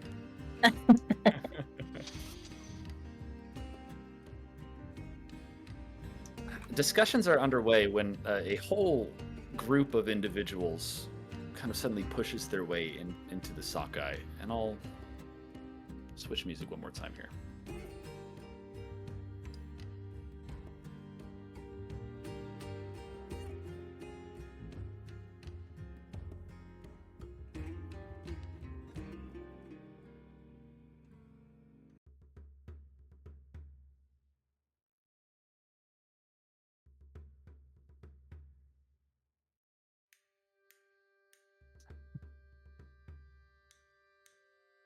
The Sockeye suddenly becomes very crowded. On top of all of the individuals that are already in there, a few rat folk, a human, 2 kobolds push their way into the door, and at their front is an Aarakocra with dark purple, kind of almost black feathers, wearing loose black clothing.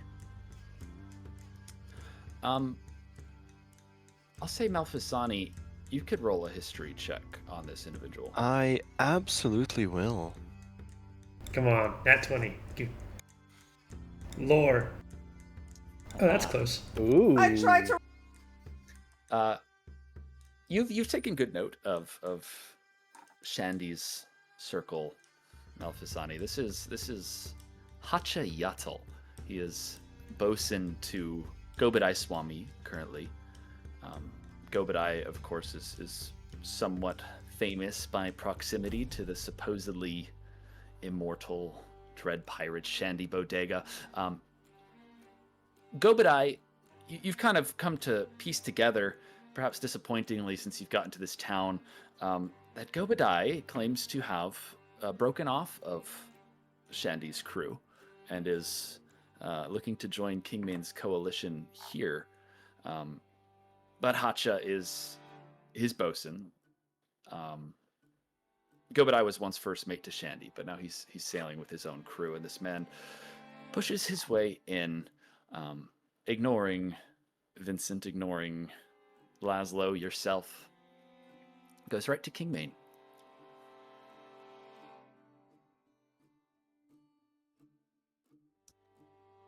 And he speaks to Kingmane.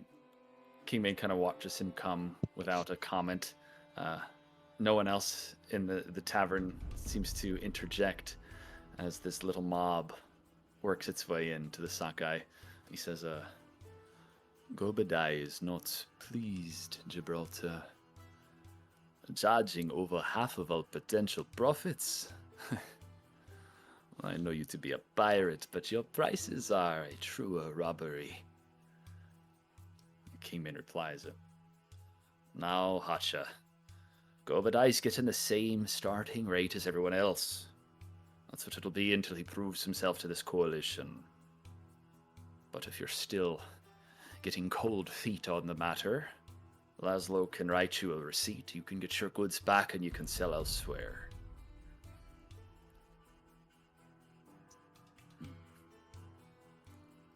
Yes, perhaps that is the best course of action, Gibraltar. Have your lizard write us a receipt. So much logistics, so much... this is not piracy at all, is it, Kingmain? This is a business operation. Hatchet turns to the room as Laszlo begins writing a document up.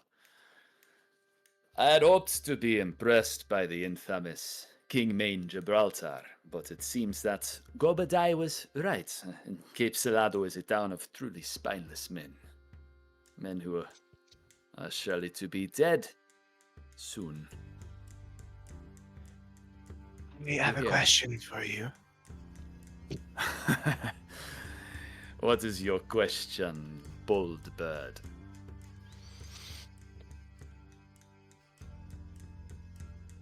Every source of immortality of mages comes because they take life from something else, right? I won't pretend to know the details of immortality. That means you're an idiot for following Gobadai and an idiot by proxy for following Shandy Bodega. Ah, and why might that be, little bird? Because once he's done with you, he'll kill you. You are to him a useful little toy. You're nothing, and you call yourself someone with pride, standing up there as a bosun. Some second in command, not even Shandy Bodega's own. I'll spit at his feet. Have some self-respect. So I assume it is an illustrious captain of great renown that I am speaking to in you, yes? I'm Alfisane Tutorel Dulcena Anvalieri, finalist duist in Cape Salado, a blue-tinged, silver-tongued desperado, a malfeasant pheasant with a too pleasant tenor, a penchant for wine and luxurious splendor, and I someday will kill Shandy Bodega. And if you're in my way, well, then I'll kill you too. Well, seeing as you presumably already know my name, and have introduced yourself with no less than 1,000 words, I'll take the answer to my question as a no. Never heard of you, bird. Would any here, in this pathetic place, sail with Captain Gobadai Swami, would venture into Shandy's waters for a real fortune without all these games and these rules and this performance of grandeur? From the back corner, I yell out, "Is he a cool guy?"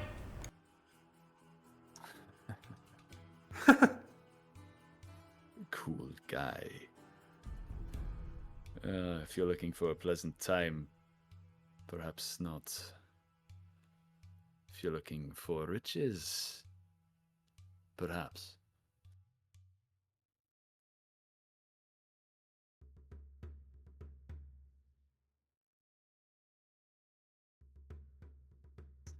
Kind of during this, most are filtering out of the tavern as tension kind of rises in here. The tabaxis stumble out. The Minotaur, interestingly, lights his rum on fire using one of the fuses on his beard and takes a shot and leaves as well.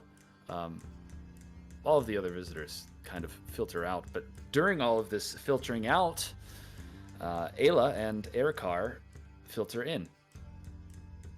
I will, on the way there, Erikar will ask Ayla,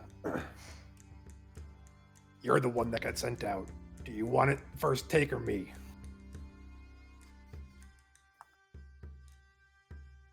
I'm curious to see what you've got to say. You can go first.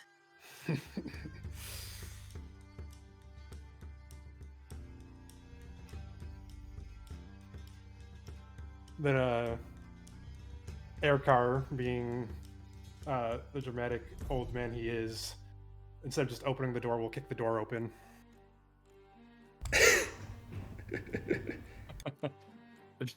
The door is kicked open. And did Everin see where that bird went? Did it come to these guys? Yeah, you've kind of followed the bird as it has followed you. Oh, so the bird is following me. Perhaps it lands on the roof of the sockeye. Well, Erkar, hating indoor spaces, will whistle Averin onto his horn as he's kicking the door down and walking in to see there's already awkwardness going on. There's palpable tension in the air, but eyes turn to you as the door is kicked in. The next audible sound is Kingmane sighing.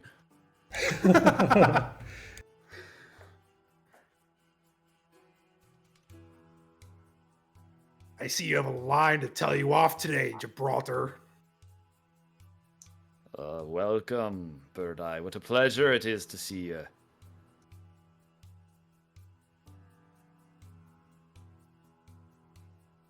What do I with a pleasure? I think your little friends need to leave first. Oh, I would love nothing more.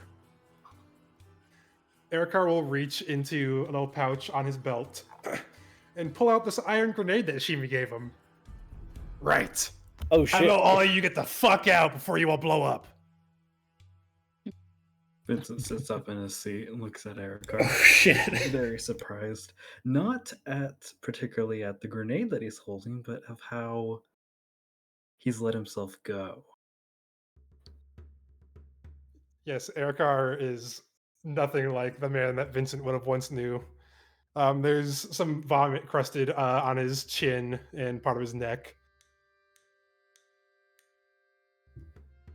Smells Delightful. absolutely delightful. Oh, he has brought a smell worse than the mid-docks with him into this bar. I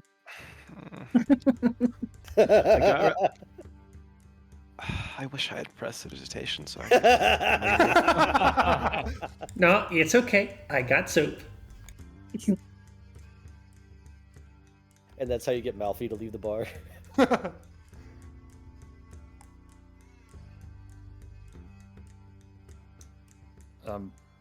Hacha standing there impatiently, tapping a toe, and Laszlo finally tears off a sheet of paper and hands it to him. Mark my 5, words. 4, He 3. stares at you, so just the flattest stare. I'm assuming that there's a replaceable pin on this, like a pin in a if he keeps holding it the right way, he can put the pin back in if he doesn't want it to explode. Pretty sure it's like maybe like you just put out the fuse. Yeah, it's a fuse. Oh, it's a fuse. Wonderful. Okay. He will pull out his lighter and light the lighter, but not the fuse. 3. And like as he's getting down, just keep getting it closer and closer. Ayla, have you entered yet? As he's counting down, she would follow in behind him and step beside him so that she could be seen, and she would stare directly at Kingmane. Hacha leaves with his posse, but Ayla, he watches you his whole way out.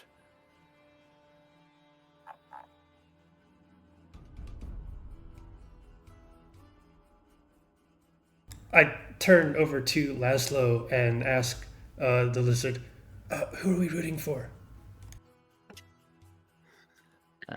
It's honestly hard to say. I'm, as always, on King Main's side.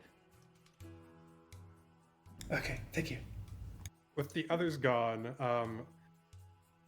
Erkar will, or at least most of the others, he doesn't know this shiny bird and this weird half minotaur thing. He will he'll put his lighter and the bomb away, and he will walk right up to the Kingmane, and he will attempt to just punch him right in the snout. Okay, go ahead and make an attack roll. What? So this man, Probably. feeling the effects of his drinking, goes to punch Kingmane, misses, and since he's put all of his weight behind it, kind of throws himself onto the table. Oh. Ooh. Erikar, does an 18 hit? Yeah. As you stumble past him and fall down onto this table, quick, a gun is drawn and you have received a shot in your leg. Ooh. Oh, Gibby. I was being nice and not using mine. And he's going to pull his revolver and shoot him back. Vincent has pulled out his revolver. Oh, no! All right. That will hit Kingmane, yes. Oh, shit. Don't this kill could the be- captain. This is going to be a lot of damage because I have Piercer.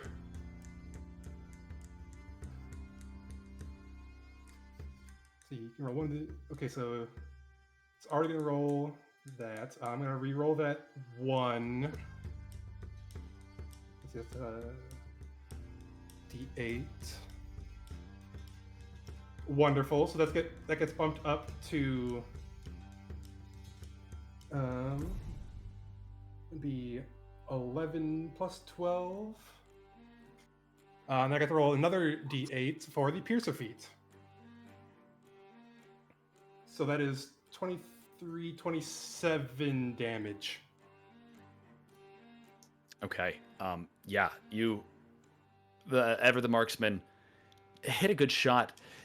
This should have been, well, perhaps not for Kingmane wearing some armor and the like, but this could have been a lethal blow on many.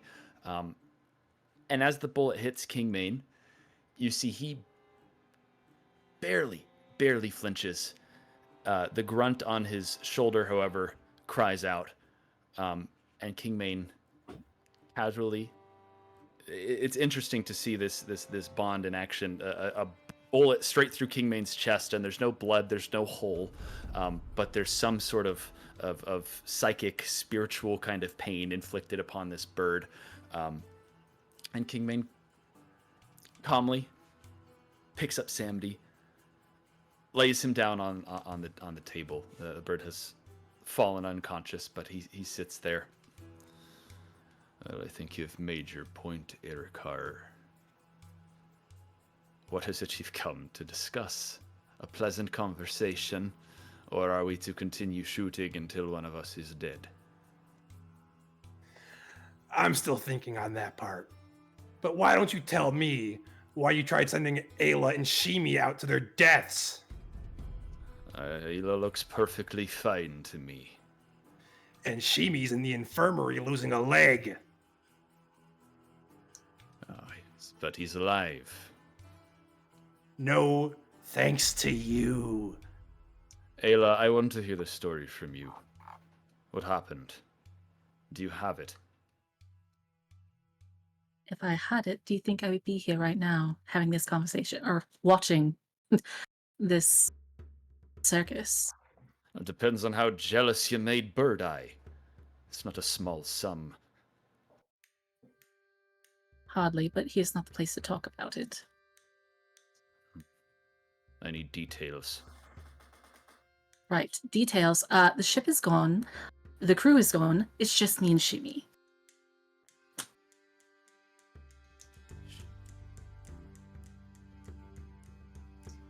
it's not recovered. Of course not. Can it be Ayla?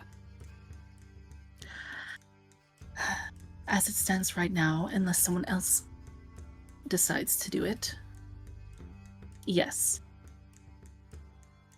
Then what are we doing standing around shooting guns for? We was sold out.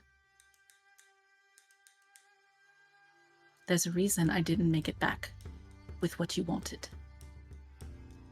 Ayla. They were Follow. waiting on us. Kingmane walks up the stairs in the tavern and asks just you to follow Ayla. And she would do so. Oh, Erikar's coming with. Oh, I would like to note Vincent still has a gun to Erikar's head. Oh, Erikar doesn't care. Can I? I'm gonna. How do grapple rules work again? You make a contested strength check. Okay. I forgot how much damage did Kingmane do to me? I don't think I actually rolled it. I just rolled to hit. Oh, Thanks for the reminder. As a, I forget. As a monk, 13. does that allow me to use my Dex modifier, or do I have to use Strength?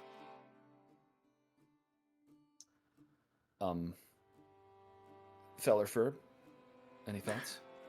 If it's a monk weapon, or if that is a finesse property, then you should be able to use it. What weapon is it? My fists. Oh, then yes, very much so. If it's an unarmed strike, you can use dexterity. With trying to hold Erikar down. That would probably If be it's a grapple contested check, then it would athletics. be strength. Yeah, pardon me, athletics. Yes. So I would roll athletics 2 then. Or acrobatics, whichever one you choose. The attacker has to use athletics. The defender can choose.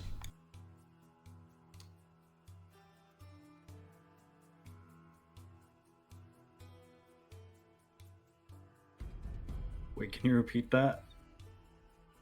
To grapple him, you need to roll athletics and beat his. Okay. You need to beat a 21. You do not succeed. Does Vincent have a drink? No, he doesn't. Then, as he feels Vincent try to grapple him, Erikard pushes himself up and just kind of shrugs Vincent off of him and pats him on the chest as he follows Kingmane and Ayla up the stairs.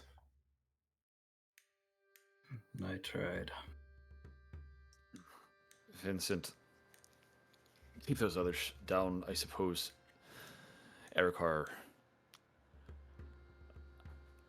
Well, maybe you're offering to rejoin the crew, aren't you then? Oh no. I'm just here to make sure you might actually learn a lesson for once. He walks the rest of the way upstairs. There's a larger kind of conference table up here. Could sit 12, 15. And the aquarium does extend up to here as well. It's a cylinder that spans both stories.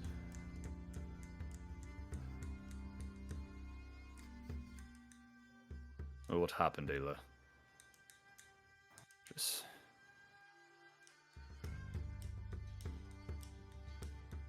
Right. Well, someone who we likely know gave the colonnade a tip-off. They were waiting for us. Open fire. We had no chance. I was lucky I got Sheeny out.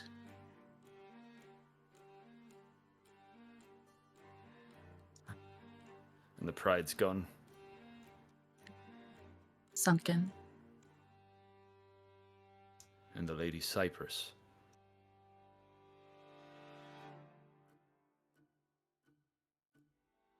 Which one is that? Is that That's the Colonnade treasure ship. damaged, but still up? Did they have any other ships following them? Any defenders or Not that I'm aware of. However, you seem to be missing something very important. We were sold out. Ayla, it's 3 million pieces. I expected something to go wrong. It's not pleasant to hear. Of course it's not. This is... do you have any assumptions? One of our insiders. Right. Wasn't Lima the one who gave you the tip-off? Would you like to Lima take any guesses as to who was missing, who was supposed to be there? Lima's probably at the Rex, Ayla, strung out on fire moss and the like. Could have been her, but I don't see what's in it for her. Oh, hells. It could be any number of reasons. Are you really going to question what an addict might have to lose? What they might have to gain from something like that? Perhaps. Perhaps you're right. It'll be worth bringing her back here if we'll... Ayla, you indicated it still might be recoverable. Did you see it with your own eyes? The stash? Would I have been able to see it? I assume I would, but... No, you were never on the treasure ship itself. Okay. It was sitting low. It was exactly what you came to find. Mm-hmm. She would respond and say, I didn't get a chance to see it. However, it was as described. That had to have been it. Well, then we'll scavenge up a crew and we'll test Lima's loyalties. She's got a decent sloop. We might be able to sneak out of here on it. Recover the gold. If she denies or disagrees, or... well, perhaps we'll know. And where's Tin? Tin went out with half a dozen others. I wonder what connections Tin could possibly have that might tip off the colonnade. And what is that supposed to mean, Erikar? Oh, you know exactly what it means, Gibby. Tin's been working on this project for 15 years now. He's had plenty of chances to do me in. Oh, Gibby. You're so naive.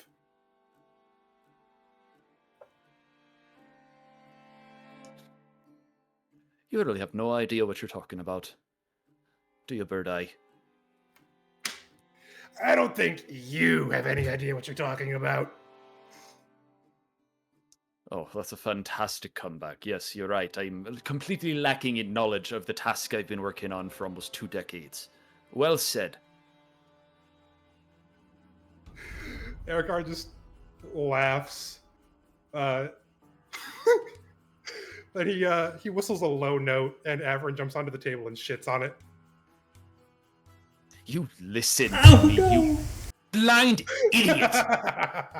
My goal has never changed, not once since the day we met. You've been on those bluffs, sitting on your ass and drinking yourself into a coma, while I've been working towards the same thing I've always been. Selling yourself out to the colonnade? Get that gold. Give me 6 months and the colonnade will collapse entirely. They will be brought to their knees, Erikar, wiped off the map. Remington's head will be served on a platter for all of Kirden to devour. Unless you want to get back out there on the water and slow him down, poke at him with a cannon or two and steal a couple things.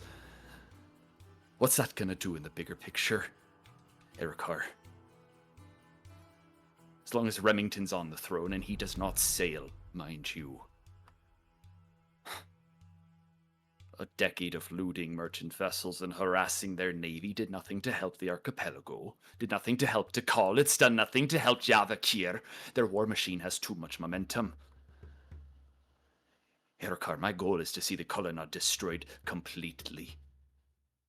Remington will take all of the colonnade, all of Kirden into the fold otherwise. then why are you selling their shit back to them? Because they're a very rich buyer.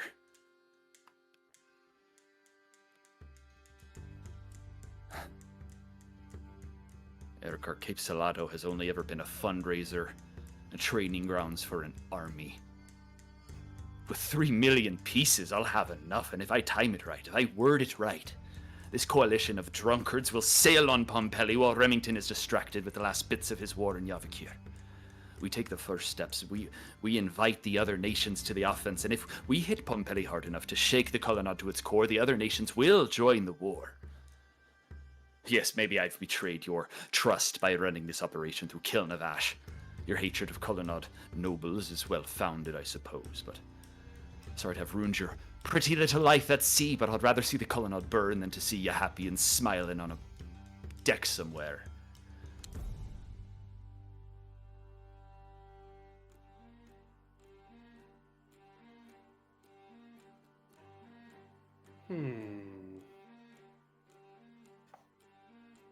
How to have Erikar react?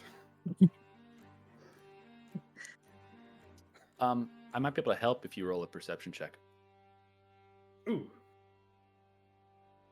Oh no! Nope. He is blind. Shimi and Dakar get back to the sockeye by this point. Has Shimi been given a peg leg, or am I just like kind of carrying him around again? You're just carrying him. Nothing's been fitted. Shimi indicated he thinks Laszlo will make up something for him, but. All right. So entering into the sockeye, first thing Dakar sees is Vincent, and then the odd blue bird and Wait, you didn't get what you needed weird from the sticky? satyr talking over there with Laszlo.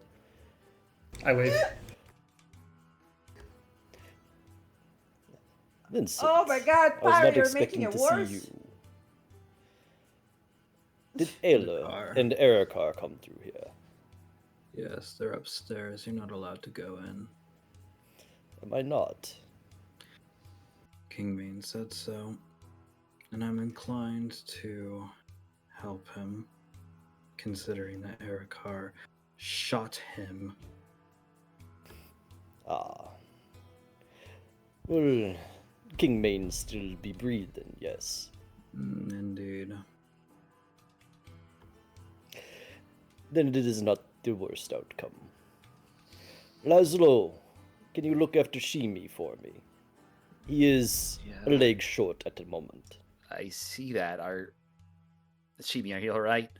He goes over and helps Shimi to a seat. I'm curious. I've kind of trapped you in this bar, Malfazani and Bright Eyes. What you're up to? There's a fucking show going on. Yeah, like pretty good one. Well, I'm quite grappling with the realization that Hacha is an asshole. I've always wanted to meet him, presumably kill him, but I suppose I'm having a good time.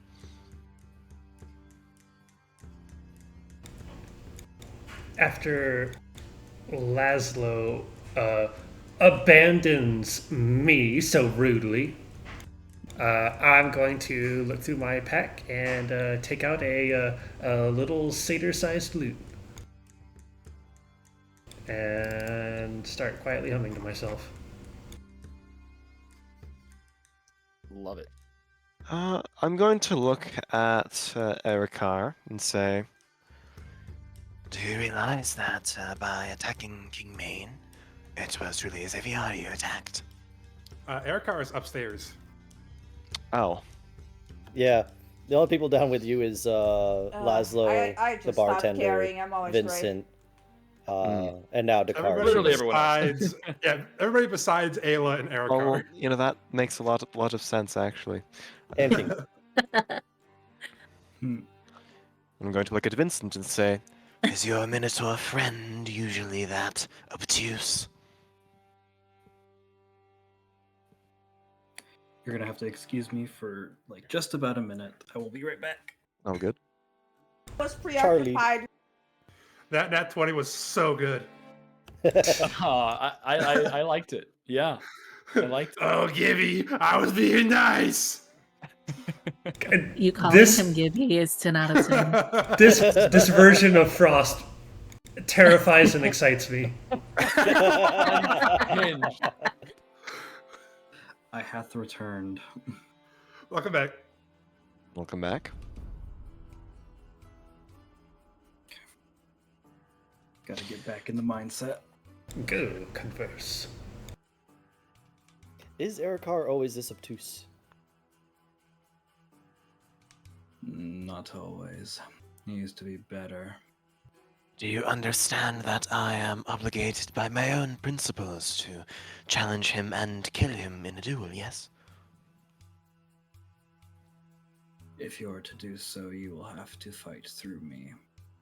Fine. Would you like to get a head start? He looks around the room. He's trying to gauge whether everyone's going to behave themselves before he makes a decision. Not now. It is only a matter of courtesy.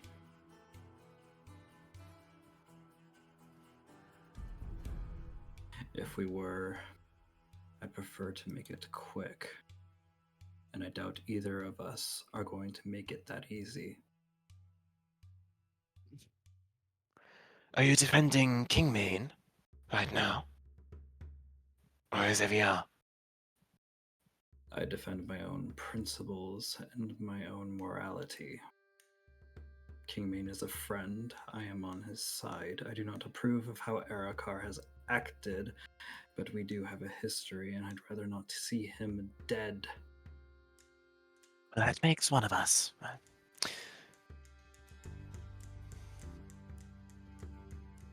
But I suppose that is a bit dour on the mood. What is it that you and Kingmane wish to accomplish? He needs help moving goods through it, and I have the means to transport those goods. I presume Kingmane to be an enemy of Shandy Bodega's, yes? Indeed. Well, I will, I suppose if you are Kingmane's business partner, offer to you my services if you are willing to aid me in my own quest against Shandy Bodega, then I will forgive the transgression that your Minotaur friend has done.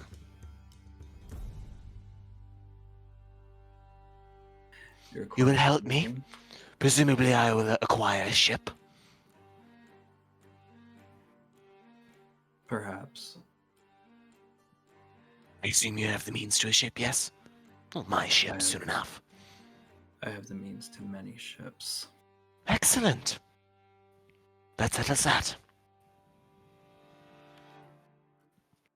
I'll go back to being a little watcher.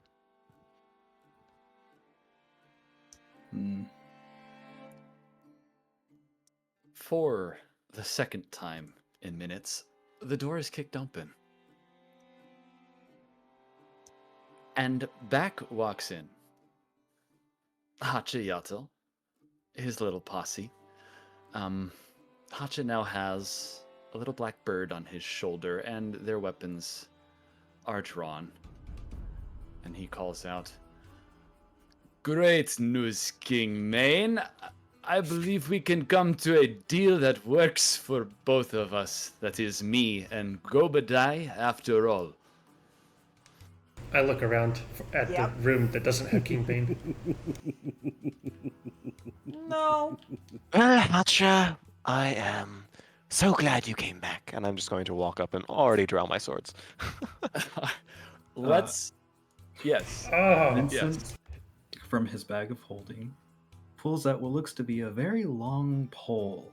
And then at the very bottom of it, it takes a little bit of maneuvering, but it's a giant end of a hammer. He takes it out of the bag, lets it fall to the floor, and the... What is the floor made out of? It's wood. It's wood. Very ale-stained wood.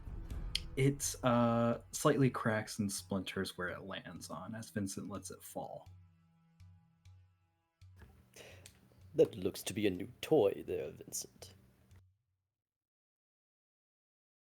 Perhaps. And I'm willing to admit. Oh, Now, fuck. who be the blowhard that kicks in the door of the sockeye Ugh. and declares King Main's name with weapons drawn?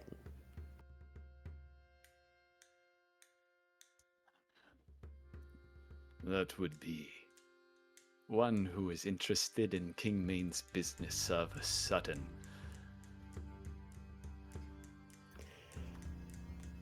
Are you looking for work? For that is the only way you be leaving here, without a little less of you.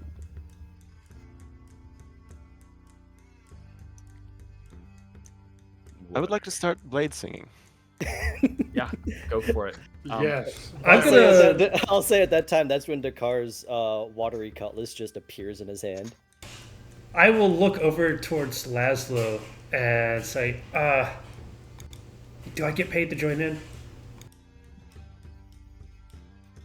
Kingmane comes down the stairs, and Hacha says to him, I believe you owe me 3 million pieces or thereabouts, Gibraltar.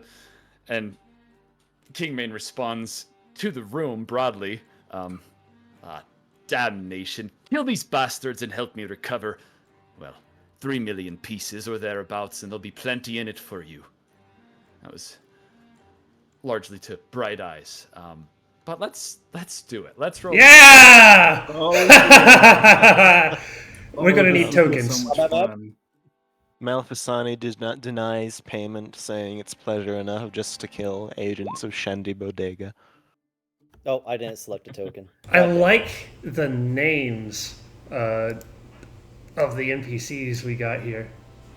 Thank you. I love names. Oh my goodness, are those kobolds? Real life kobolds? Real life D&D kobolds. Real life. All about to be punching bags. I gotta pull up the initiative tracker, don't I? I don't know how any of this works. Where's my token? You gotta put it on these there. are tokens, yeah. Okay. Well, I would have been Very walking out first initiative. right here. I gotta figure out how to place my own dudes in the turn order. I don't know. Oh, look at all these people, these beautiful people, and Erikar too. Erikar's there, Damn! He's beautiful, I just don't consider him a person. Oh. It's okay, buddy. I have prestidigitation. Don't clean me up. I've been working on it. Hammond, do you want me to re-roll that, or do you want to just manually slap me into the turn order with that initiative? I think I see how to do that. Where To clarify, would Blade Song have already been up? yeah, Hacho was dilly-dallying. Roll again, Dakar, just to get your name on the tracker because I don't know how to do that, and then I'll just update it to your first roll. What could have been? I mean, we could keep that. I made my decision. It's a 7. Oh. No, Sad no, no, Indian no, no, noises. no, no, Gotta stick to my gun. By the way, on this map, how many can you see names? Can you see health bars? I don't know for sure what's We visible. see I can I see made a valiant names of attempt, okay? Hacha and the people who are named, Okay, excellent. but no health bars or anything like that. Perfect. Bear with me as I add everyone to the turn order. Bear, where? No worries. Ooh. Don't forget to sort the turn order. I will do that this time, yes. Bear character Points next time. decrease for some reason. Hang on.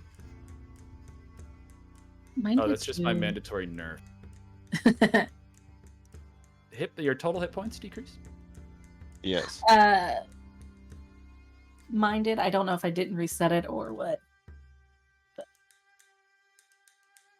Mine are fine. I deleted a token I didn't mean to delete. How joyous. Womp womp. It seems that my racial stats for some reason got. Oh wait, never mind. Did you use the character builder or did you manually input things? I use the character builder. I am no longer qualified to help you.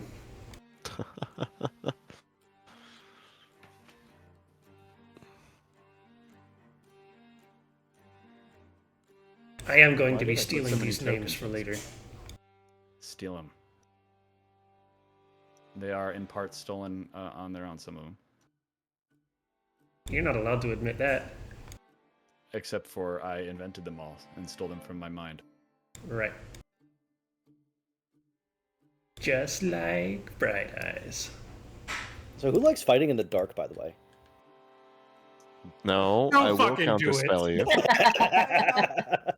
I do you like how many tokens I decided to cram onto this first battle map while I get my bearings? I see minions. I mean, I've got Guys, flavors of okay. darkness. I've got regular darkness, and I've got Hunger of Hadar. I've got counterspell. You don't counterspell your allies. Are you Yes, my you do. ally? You're the enemy of the enemy at the moment, so Correct. I love how none of Fenton's tokens are actually centered on any spot of the map. Why is that? That's interesting. We kind of have to snap them on the grid. There you No, go. we're kind of going jazz style. They're just kind of Jazz platforming. You Ooh, like ooh. jazz? I don't think I've ever heard jazz in my life. I Actually. think you live might in New hate York it City. at first. Yes, yes. Have you ever been in the subway? Oh, yes. I mean, I've heard things. There are a lot of scary things on the subway. I am one of them. I am leaving you all for 5 minutes, and we'll be right back. Woo! Snack break. these kobolds Yeah. are good Great doing They're jazz hands. all within fireball range. They're all, at least 3 of them are within grenade range. I All would of them like are to less range. I'd like to bully Hachayathal, by the way. I will just keep on attacking him until he's dead. Bully Hachayatl. Late. Bird on bird violence. Correct. Well, yes. Bird on bird. Look, I can make that easier for you by casting Hold Person. Ooh. Oh shoot! I forgot to roll for my free potions I get at the start of every day. Ooh. Hold on. So Hacha is first to move. Goddamn. Wait a minute, did he delete my fucking... He deleted my thing from the turn order. Womp womp. Womp womp. He did say that Wow. he deleted one of them on accident. That was me. He deleted my Rip. 21. I'll have to have him Can't fix it believe when he this. gets back. That's what Erikar gets for shooting Kingbane. He shot me first. I was just going for a punch. I was being nice. You punched him first. No, I attempted to, and then made a fool of myself, and then he Jesus shot me. Christ. You know, honestly, only getting shot by the king of the pirate island is a pretty good deal for trying to punch them. Oh, listen, I've been with He must have a lot of respect for you. The only person that was on his crew longer than Erikar was Tin. If King Main were a fell NPC, it would have been over. It would have been over. Look, I gotta play villains without killing my party at the same time. They're all Well, pirates. Not with Hammond. that attitude. Then I can change it myself. Sort the order. You accidentally deleted me from the order, and I had to re-put it in there. What? Okay, you had a 20. Out of 21, I already fixed my thing. Oh, no, I see you here with a 21. That's because I just put the 21 there. Oh, there you go. Congratulations.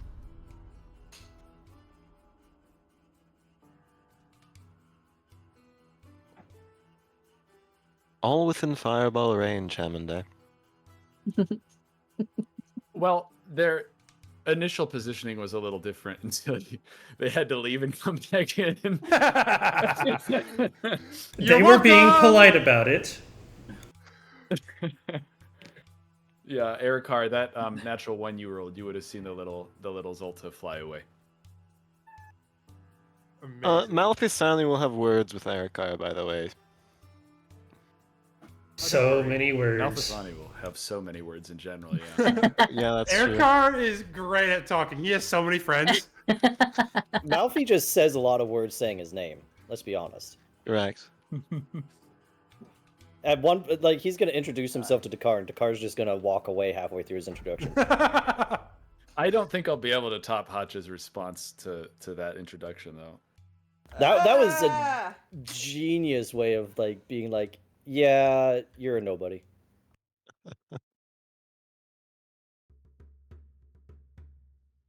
Hammond has been on point with the roleplay so far. Thank you. It's exhausting. Everybody has been on point with the roleplay so far. I love all of this. I don't think Captain Ladrian. Well, he had at least 6 voices, but It's okay. Sometimes we all have a little schizophrenic episode. As a is treat. everyone back? As a treat. Yeah. Were you expecting Dakar to be a bit more angry about being fired again? To be alive right now. I don't know what I was expecting. We're just feeling the waters out here. Or is the water feeling us? I'm not feeling anybody. Are you sure, Dakar? Roll deception for me. Do we have all of us here? Yep. Yes. Ready? Incredible. Then the upteenth music change of the night is in. Ooh, hurdy-gurdy combat music. Hurdy-gurdy, my beloved. Oh, Hurdy, you're Gertie. Spritz, spritz. You need a bath anyway. He needs a fumigation. Oh my gosh, yes. Yeah, who smells worse, Erikar or Reed? Probably Erikar. I think probably Erikar, because at least Reed has like some planty scent. Reed smells natural, just like natural decay. Erikar smells like Erikar smells unclean and like vomit and trash. Yeah, that's worse. Erikar is worse. Congratulations, you've outreeded the Reed. Does Erikar have gaseous cloud around him at the moment? Okay. As tensions have finally boiled over here in the Sockeye Tavern, Hacha decides he's not willing to wait for Kingmane anymore after Kingmane's direction, and he kicks his wings up. He'll fly directly here to this bird that he has noticed is hostile, singing. He's going to attack Malfizani. How do I make My this initiative, token I don't live? know why. It should be 12. Wait, hang on. Never mind. Continue. Should it be 12? I can update it. No, never mind. Never mind. There's some issues with my stats. Go for it. Okay. Hacha doesn't like to snap, but okay. Hacha already had his sword drawn as well, and he's got a long sword that kind of... it's almost like a fog coming off of it, a dark black fog. It's very subtle. Definitely enchanted in some way. And he will jump up to strike at you, Malfisani. He will try attacking twice with this longsword. I think I already know what the results are going to be. That is a 12 and a 15. Both miss. Okay. We'll And parry he will... each with a rapier. Yeah, so it's a bit of a sword battle here. Strikes at you as you defend them, and he kind of scoffs, and to prevent more from getting closer, he reaches out his other hand. He's a left-handed swordsman, I should add, as he's been fighting in this kind of awkward style. You're well practiced enough in it to block regardless, of course, but he sticks out his right hand and fires a similarly kind of foggy purple bolt towards Vincent.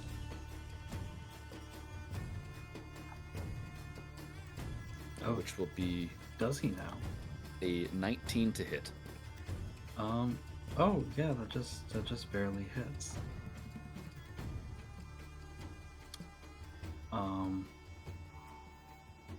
Can I deflect missiles? Yes, you can. I can. Oh boy. Let me. I have to scroll through this receipt long thing. That was that you measuring things. Used by 1d10. No. This is Okay. me right now, just doing some Okay. measuring for a little something, something. For a grenade. I don't like the circles. The dark blue's me. I don't like the circles. Okay. The circles so are coming this, for you. This roll is to reduce the damage taken from the potential attack. I like this circle. That's a good roll. What did it reduce it to? So it's reduced by 21. Yes. Okay, you take no damage from this bolt. I'm not finished then. Okay. So it says if you reduce damage to 0 and have a free hand, you can spend 1 key point to make a ranged attack.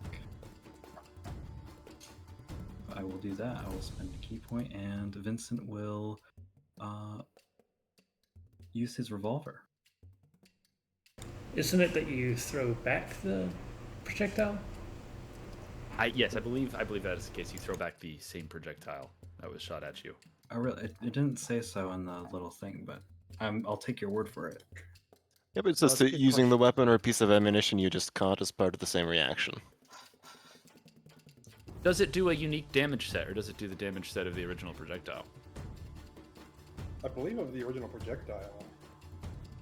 But I could be wrong. No, I think that's right. It counts as a monk weapon for the attack, so it does the same amount of damage as your unarmed strikes, I believe. Okay. So, put a 1d8 plus 5. Does it need to roll to hit, or is it an automatic hit after that point? I think you have to roll to hit. You make a ranged attack with it. Yeah, ranged attack. Okay, so that's plus 8 to hit. So let me pull this up. You can probably just roll your revolver. Oh, well. Nope. That's a move. Okay, yeah, this bolt is shot towards you. Very impressive feat of dexterity, something arcane about it as you kind of dance this bolt of magic back right at Hacha, and you see his scowl as it goes towards him, and he backhands this bolt out of the air, and it kind of just fizzles out, and he cocks his head towards his shoulder where the Zolta is, and he just says a "Quetzal go," and the little Zolta will hop off of his shoulder and fly towards the window. That is Hacha's turn. We'll go to Erikar. Wonderful.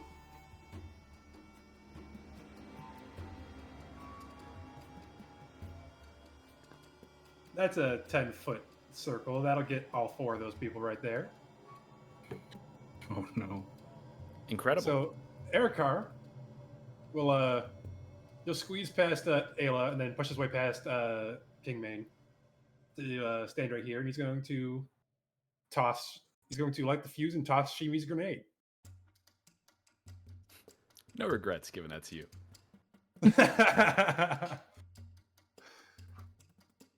So that's a DC 15 dex save for those 4 individuals. Okay, remind me again. It was want to ping one more time. This guy, and this guy. Okay, I'll start with the top left kobold then. That is a save. The rat folk, that is a save. The human, that is a fail, and the second kobold is a fail as well. Gotcha. So, let's see. Ones that fail. Oh, why did that? Hold on. My roll 20 is now messed up. Let me reload. He finally suffered that heart attack that's been coming for a long time. Kidneys gave out. Okay. Then 2.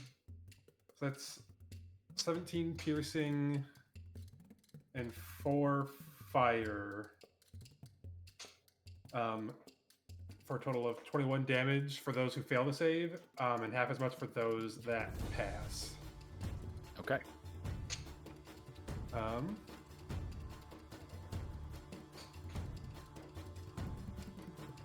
then open my character sheet. Hold on.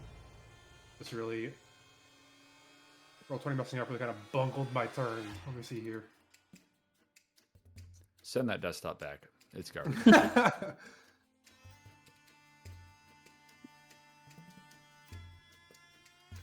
Bonus action will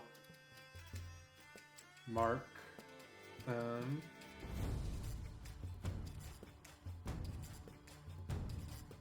Second, we'll mark Hacha. He's closest.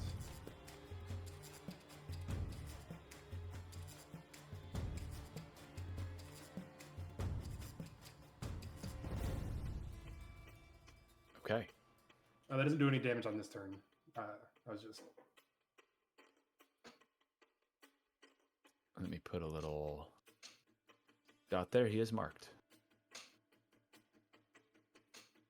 And now he's dead! I always think that that's going to exit the box, but it doesn't. Then that's Erikar's turn. Okay. He gave 0 fucks about throwing a grenade inside this bar. Yeah, everyone's ears are ringing at this point. Ears are ringing, some floorboards are probably on fire. It's okay. Yeah, it's a mess. Kingmane's not pleased about it, but sucks to be Kingmane. This one, does. I want to ask Bright Eyes, are you appearing hostile? Have you drawn weapons?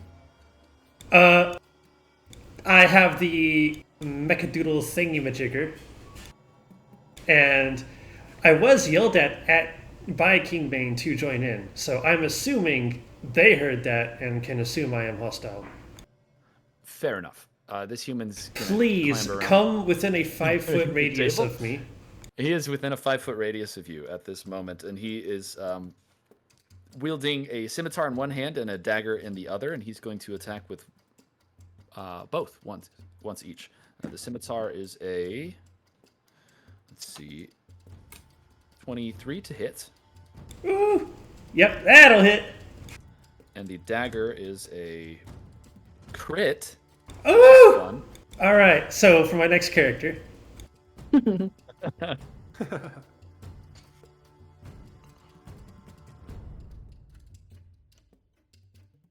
For 16 slashing damage altogether. Oh! You're not apologizing, but I will. Should have left when you're good. And the other one will run up this way. He doesn't know any better. He's gonna go to Malfasani. Doesn't do the know any same. better. Same kit. Scimitar is a unnatural 20. That does not hit. Love you. And dagger is an 18. Does not hit. Ooh, flanking. This is a 22 hit. Nope. Awesome. That's cool. And so that is that turn. Right there. The And we'll go to Ayla. smug in your voice. He's a good duelist, and it's very evident. Yeah, he runs up to you, and even though you're kind of still focused on Hacha, this is a clearly less experienced swordsman. Easy enough to take just half a step back and split your attention between the two. And even though you're kind of 2v1, he's still easy enough to defend his blows in this little span of seconds. And we'll go to Ayla. Yes. Trying to see where my speed is. There it is. Okay.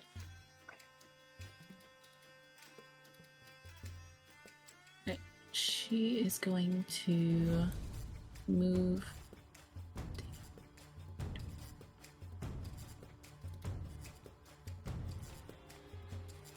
She's going to come right here, and the first thing that she is going to do is cast Hold Person on Hacha. Hacha Yatel. What do I do? Oh, it's Spell's favorite. Wisdom save. Okay. Wisdom save.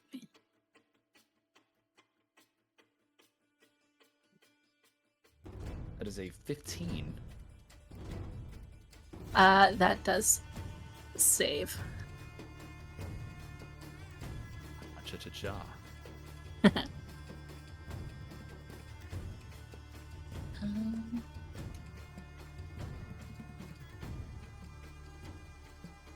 And I believe that will...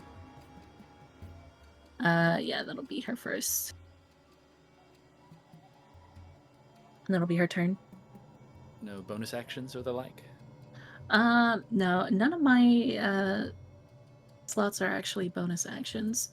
So Bardic Inspiration is a bonus action, if you ever wish to use it. in a critical,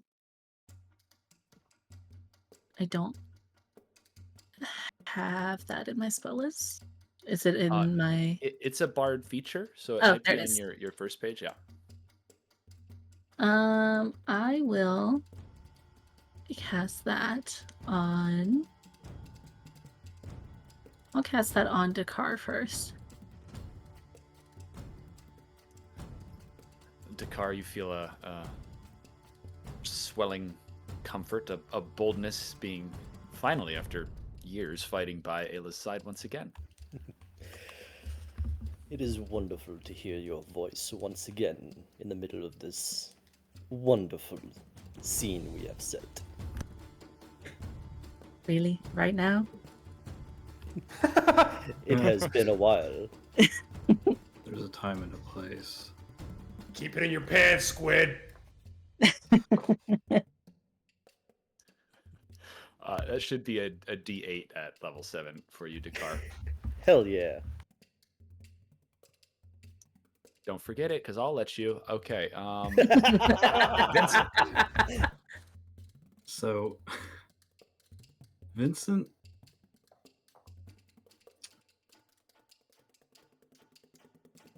He's just the closest enemy he sees. Smash. He's running, and it's like so fast. It's like And- so fast. Yes. His eyes sort of lock on, and he just becomes this thing of destruction and producer of marinara.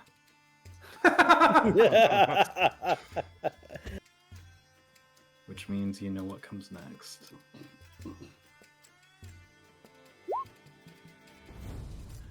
That will hit.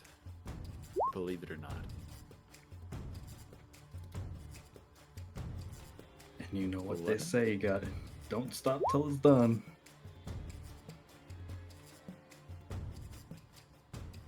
Does a 15 hit? A 15 on the kobold will hit, yes. 9 more. 9, and then I'll fucking do it again. I'll do it again. There is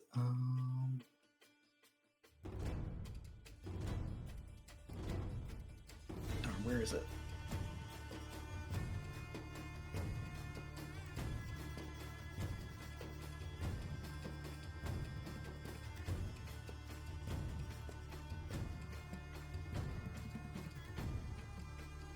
No, actually, I think that's everything that I can do at the moment. So that'll be Vincent's turn. As a monk, you can, as a bonus action, make an unarmed strike for free if you take the attack action, which you did. Oh, that's probably Correct. in here. There's so much. Monk is pretty complex. Yeah. Dope monk shit. Monk You is can also just spend a that key point to make it 2 unarmed attacks rather than 1. I remember. I think I used that. Oh, here it is. Yes. So I will go ahead and spend a key point and make 2 unarmored attacks. Go for it. Which I think, yeah, flurry of blows. No, wait, hold on. It's just this.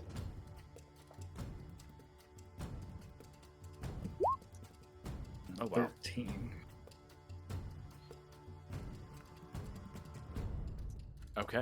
That's the first of two, or that is. I it's so. I Oh, have okay. to- No, so you can use as a monk an unarmored strike as a bonus action, and you can use flurry of blows to do yet another unarmored strike. So you do have one more punchy punch. Yeah, flurry of blows is twice. Okay. Incredible. Vincent, you've killed a kobold. How does it look? Oh! So after wearing down their defenses with a giant fucking hammer, Vincent resorts to using his fists. And he sort of knocks them about and pulls them back in to meet his clenched fists until inevitably he does an owl on them, twist their head 180 degrees, and they crumple to the floor. Look behind you. Yeah, this little lizard. Kobolds are not particularly common. Scaled folk in general are not particularly common outside of their homeland, the Dogan. So this is not the first you've seen, but well, he's dead. He's crumpled in a mess on the floor, and he's gone.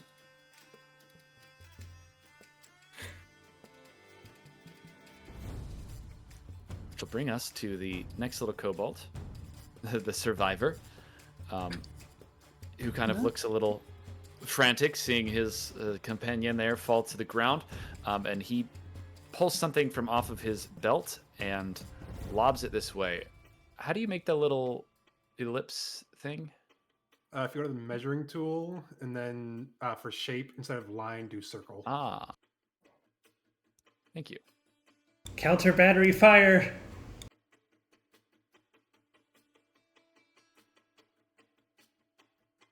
Okay, he's gonna. Well, what's he gonna do? A little stinker. I hate him. Just a little stinker. Come on, it's fine. Yeah, okay. He's gonna throw it right here. He's gonna hit Hacha and Berkeley as well. Oh yeah, all these characters have names, by the way. You just can't see them. So I hope you feel bad when you kill them. Yeah, I'd like to hit know the pretty much kobold's all. name. V2 is dead. Otro is throwing a fireball. Fuck Otro. Oh, he's casting a spell. He throws a flask and it shatters right in between Dakar and Ayla, and an explosion erupts from it. If everyone here can make a dexterity save. Ooh, me. Pick me. That's everyone besides Pick me. you, Ferb, Oh. unfortunately.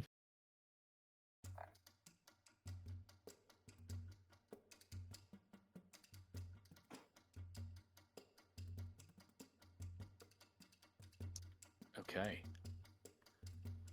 Looks like literally everyone besides Shimi and Laszlo have saved. Oh, they're finishing off the rat. That kobold's dead.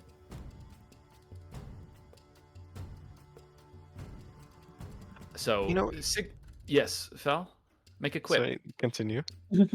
Make it quick, Fel. No, make a quip. A quip. Oh. Though.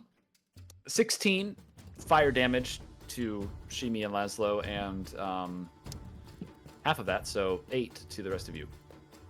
And the floor is now on fire. Actually, Vincent takes none. Evasion. Evasion. Monk shit. Yes. Vincent is untouched. But does Vincent look cool? He I always met- looks cool. I would imagine Vincent not getting burned by that was him doing like the monkey staff pose on his long hammer. Oh, yes. Absolutely. All right. That is Otro's turn. We'll go next to Bright Eyes. Wow, that was really impressive. Did you make that yourself? Yeah. I'm gonna leap up on the table, do a quick spin, grab a vial, shove it into the receptacle on my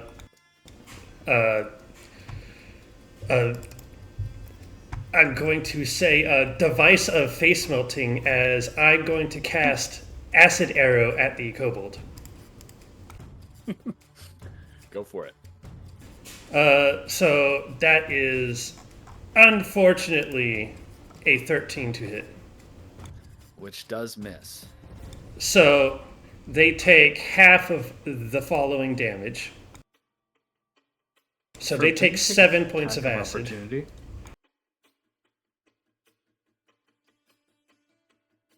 Ooh, that's how does that work? Ranged attacks with an enemy and So you would get disadvantage on the attack roll, not an attack opportunity for a ranged attack while someone is threatening your melee range. Unless that melee attacker has Mage Slayer. Well, not an attack roll, but that was a spell technically. So yes, Mage Slayer would work. yeah, a miss regardless. So half of 14 acid Yes, damage. as essentially a glob of what looks like what happens when you combine baking soda and vinegar, except it's green and makes your nose bleed, lands around the kobold. And even though he's not covered, the smell itself is it's caustic. Yeah, he holds his head away from that, a little sizzling onto his clothing as he tries not to breathe it in.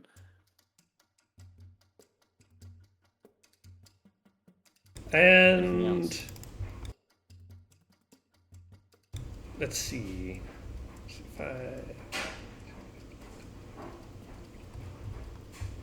I will hold position where I am now. Okay. You people and your killing these things ruined my big AoE spell. How dare. That's too much. My cluster of enemies was quickly targeted. Malfisani. I'm going to look at Hacha and say, You had the audacity to mock my name. Well, it's the last thing you'll ever know. and I am going to, no, I'm just going to cast haste on. Let me check one thing real quick.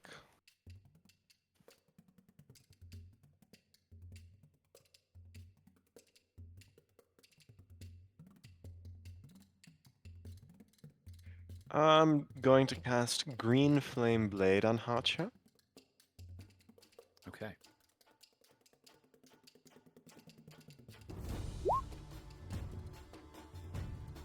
And I'm going to use one of my rapiers. So 25 to hit. Will hit. So that will do 6 points of piercing. It will do 4 points of fire, and those are to Hacha. Then green flames will leap out and hit the human nearby for. Isn't it the D8 roll? 2d8 for the person.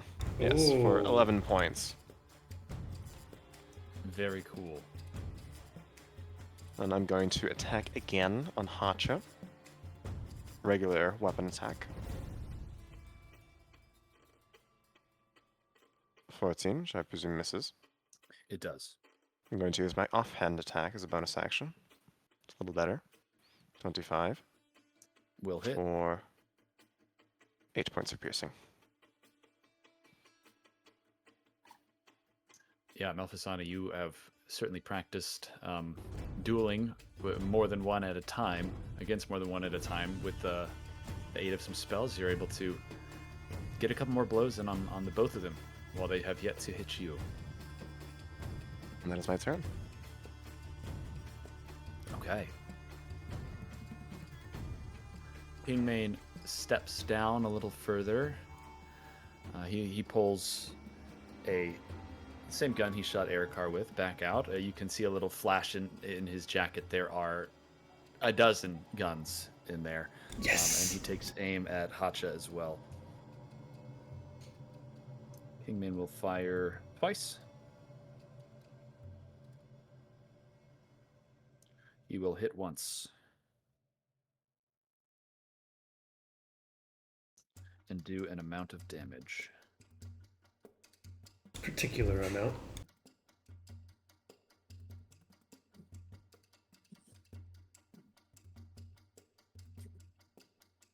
And he will action surge and do it again. He drops that gun and pulls another one out of his jacket and fires again. And he'll hit once again.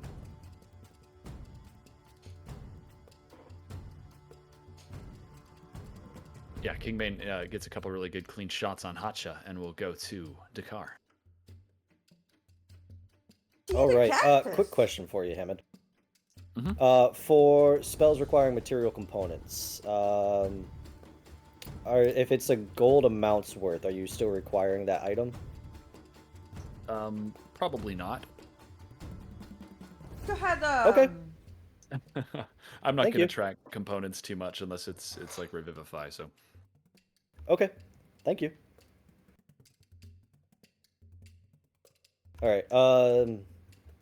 So first things first, Dakar is going to come down here. He's going to swing past Laszlo and Shimi and get himself about right here, standing up on the table.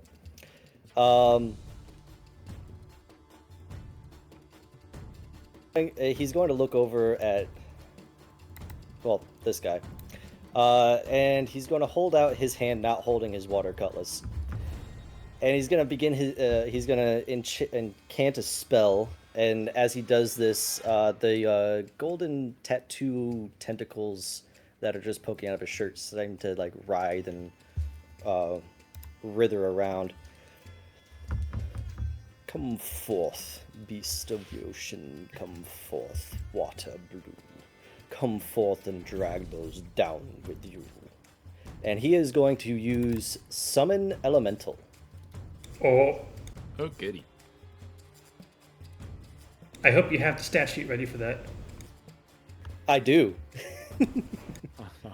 I don't have a token, but Oh. it's gonna, what you see coming out of the floorboards in front of that kobold is a creature of water that looks not even vaguely humanoid, other than the fact that it stands up on using many tentacles as legs, many tentacles as arms, and the head of a kraken. But we've gotten. I was not prepared for Summon Elemental. I The was end of prepared it, for Tentacle. made it So, fast. wow, it's big. How big is it? That's what she said. My drink! The tentacle is only a medium creature, so it takes up a 5-foot square. I could do better. Let me give you control of it. Oh, Okay, that's just the that's the tentacle. No, I know. We're pretending it's this element. Oh yeah. Well, what is the size of the elemental? Same thing. It's 5 feet. Okay, awesome. I Alright. it, but I just put it. I don't have control of it yet. I'm actually not sure how to give that to you.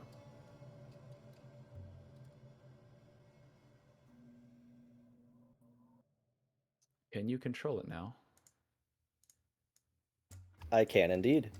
Excellent.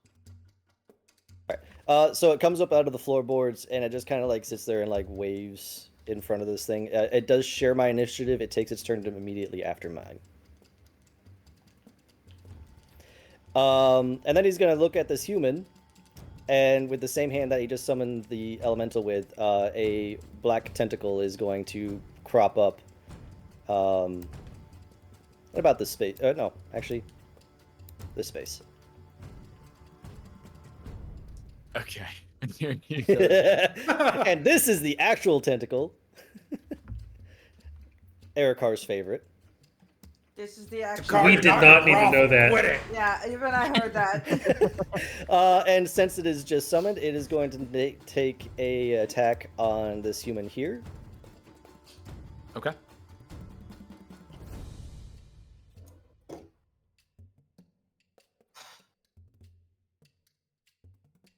A 15 will not hit. Ah, okay.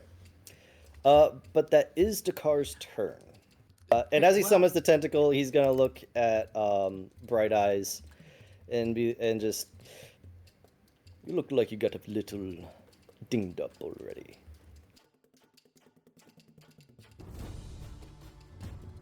I think scars look nice. I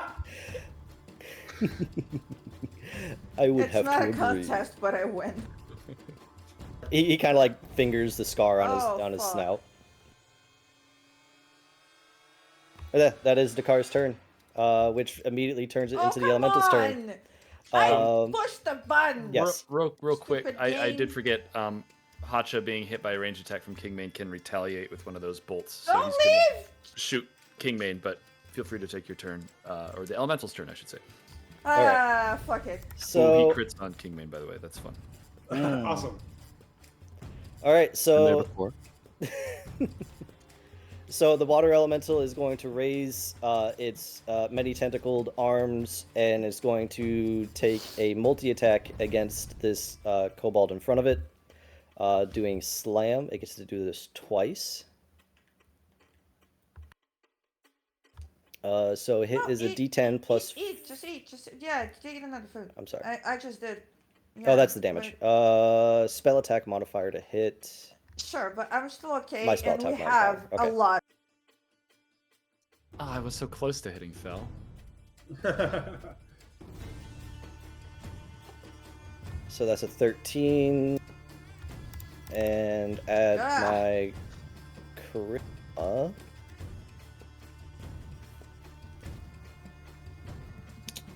Math. 17 to hit on the first slam. Will hit. Alright, and damage is 1d10 plus 4 plus the spell's level, so that's 1d10 plus 8.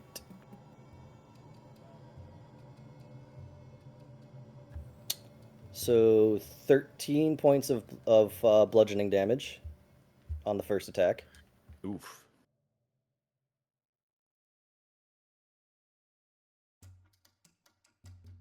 I don't think that's gonna hit. That's just gonna be a. That's gonna be an 11. Okay, yeah, that will miss. All right, and that is the elemental's turn. The elemental hits the kobold so hard the first time that it stumbles back further than the elemental thinks it will and misses on the second swing. It is completely silent, other than the sound of rushing water.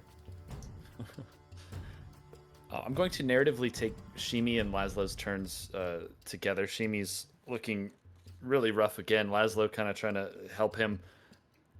Pulls a potion off of his belt and pops the cork on it with a boom.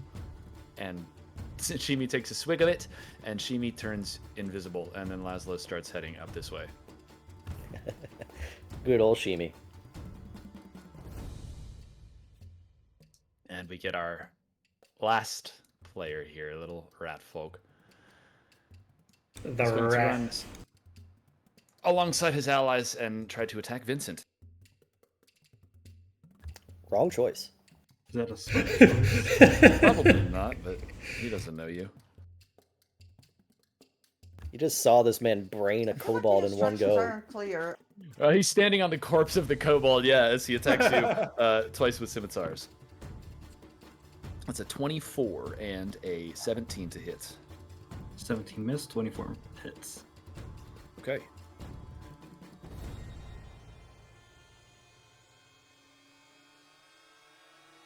For 9 slashing damage. Wonderful. I now have my next target. And that Target acquired. Target acquired. Ark, are you playing Doom music right now? I feel like your aura is just the Doom soundtrack. Really? I don't know what that feels like. It feels like your character. It feels like your character.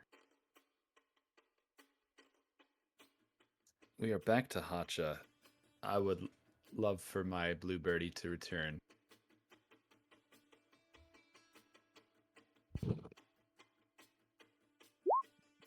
that. Perfect timing. Perfect timing. Hello. Malfisani, Hacha mutters an incantation towards you. I would like you to roll a wisdom saving throw. I'm going to Cast- use oh, Flash of Genius. You get a +4 to this. wisdom saving throw, you said? Correct. Who gets a +4 to what now, Bright Eyes? As a reaction, I'm going to use Flash of Genius. Oh, okay. Yes, on the save. Excellent. That's 16. Ah, you have Bright Eyes to thank as a little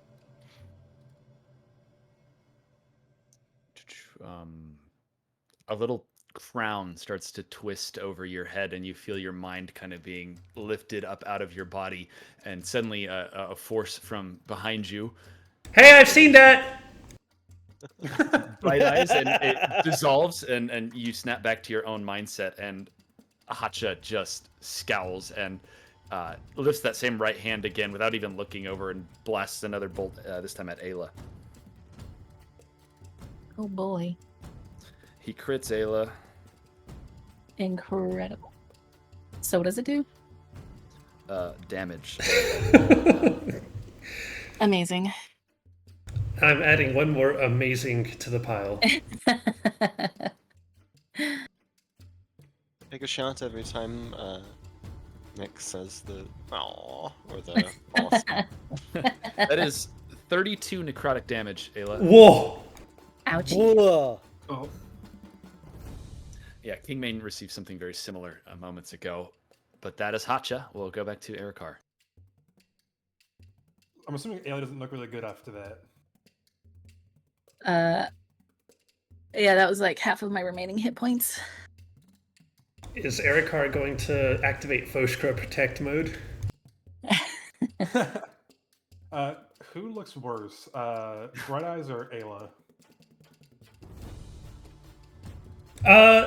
I don't look very beefy to begin with. Yeah, Kingmane was never an option, Phil.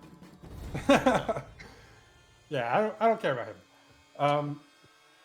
Well, considering that you have Dakar and his hentai bullshit to help you, Ayla, you will have a version of an incorporeal version of Averin land on your shoulder, and you can heal 1d6 hit points. And whenever you start your turn, you can heal another 1d6. So one right now and then one whenever it's my turn. Yes, Okay. Remarkable. Thank you. that's my bonus action. And her action, Dakar is going to shoot twice at Hacha. Did you say Dakar or Erikar? Erikar. 14, guessing that doesn't hit. It does not. Dirty 20. A 20 does hit. I'm going to re-roll that 2 with Piercer. So that will be 16 damage instead. Oh, and actually, he also gets another extra 1d6 because he's marked. Oh, Correct. green numbers. Yes. Too bad you don't Yeah. have Colossus Slayer. You hit Hacha well, and he scowls again. The scowl actually hasn't left his face, I guess, but he will retaliate against that hit, Erikar, with another bolt. I want to take a picture because he crit for the 3rd time in a row. Oh my God. goodness. I used a different die that time, even. I used my nice die. This is illegal. Nice to who? that is the question. I think the mean dice is mean to the players. The nice dice is nice to the game master. That is 28 necrotic damage to you, Erikar. So yeah, Erikar hits this guy real good and then immediately goes down. Oh! Ooh. Oh no. that means Hunter's Mark is gone too. And Healing Spirit. Ooh. Oh, Unfortunate action economy there. This surrounded little human is up next, kind of frantically looking around him, looking for a way out. He's going to disengage and get out of dodge.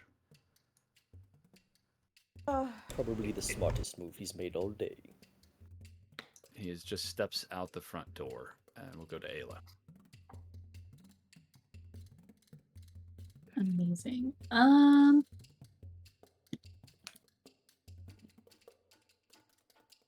Let's see. Okay, so first I get the D6 heal. You do not because Eric. Oh no, because yeah, that makes sense. Yeah, that bird disappeared real quick. Dang. Okay.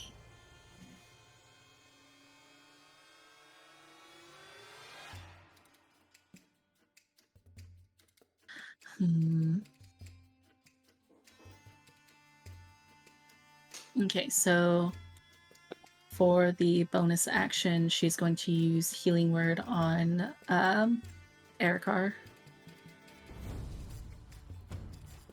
There's a lot of healing here. We got 3 people capable of healing.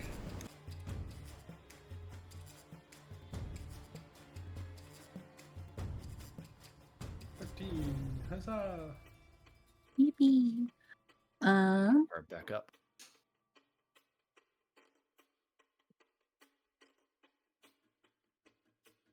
Okay, and then I will move forward and take 2 attacks on the bird. Go for it. I'm trying to see which one of my flourishes I would like to use.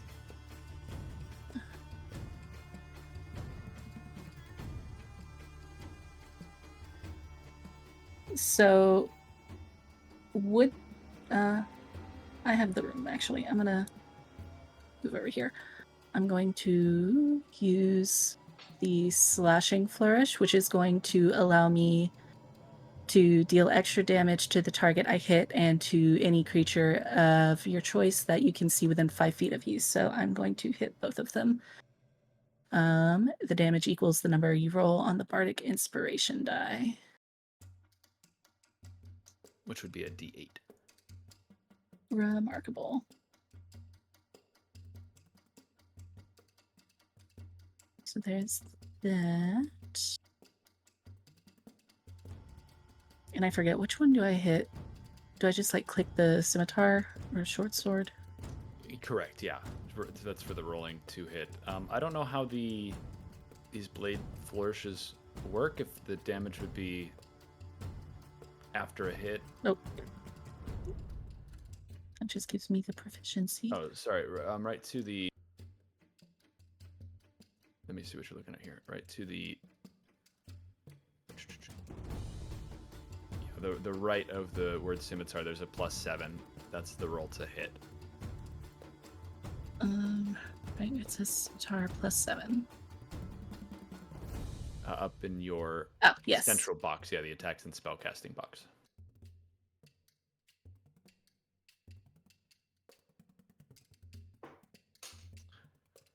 That's just flat. I believe that was the damage you rolled there. Hit the one to the left of that.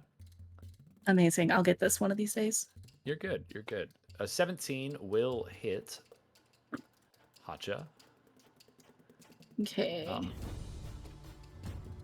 Fel, do you know how the blade flourishes work? That would be the 17's to hit. The 10 is the sword's damage. What is the flourish?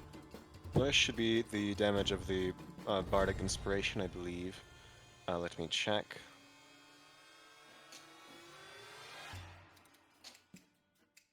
Yeah, the damage equals the number you roll on the Bardic Inspiration dice. So how much do you roll for your Bardic Inspiration?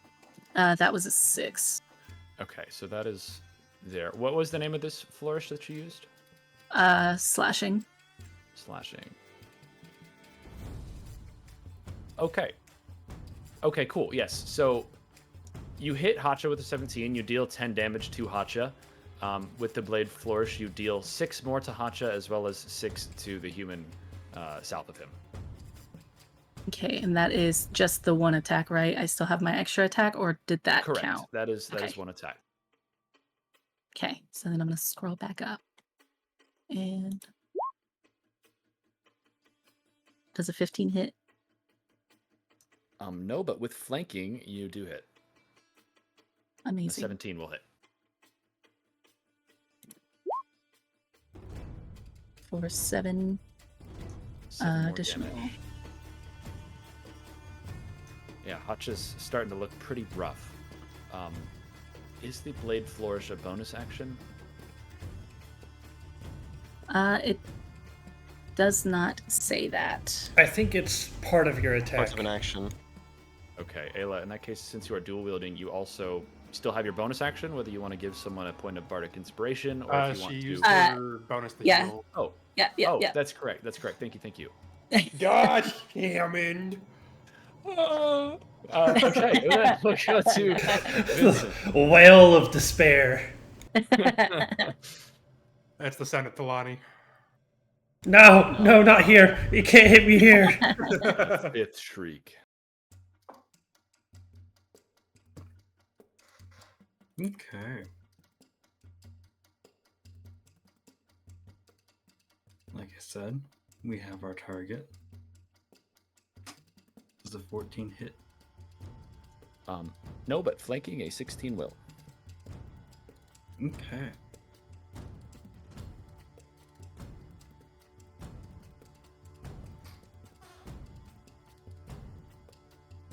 We 9 damage and then One good crack against him. Almost hitting Dakar on the upswing, but instead just hitting the rat. it's okay, Dakar's used to it. And then we swing back down. No. That one will not hit, as this rat, having been hit with that first one, is able to step back enough, fortify himself enough to duck out of the way of this the next swing. Darn it. Well, we still have more. But wait, there's more. No, but wait, there's more. That is Vincent. But wait, there is more. We'll spend another key point. Do an unarmed strike, which Oh, it keeps going down. or hip blows. All the Oh, way up There to a it net is. 20. Crush this man's skull. Which does 9 bludgeoning damage. Is that was, yeah, I think that got the crit in there. I don't think it did. No, it They did only not. rolled 1d8. Correct. You can roll Click one more on- d8. You can just click on the flurry of blows with the net 20, and it'll roll the crit damage. What? There you go. Okay.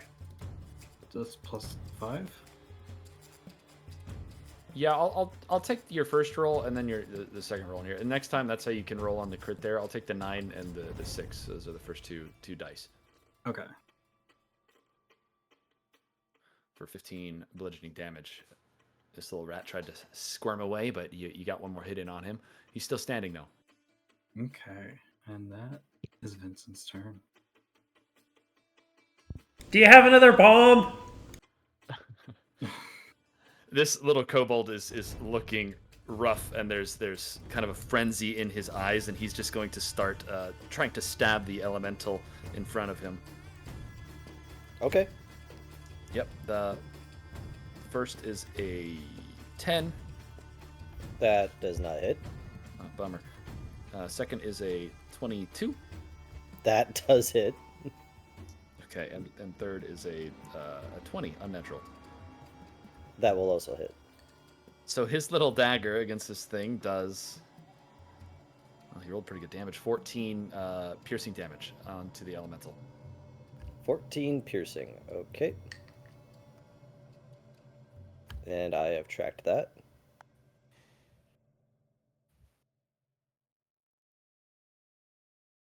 Yeah, okay, that's all he's going to do. He's just fighting for his life in such a frenzy. The option of running, as the human has done, has not crossed his mind. Bright Eyes. Here's where I say I'm sorry. I'm going to start with an action firebolt to the kobold.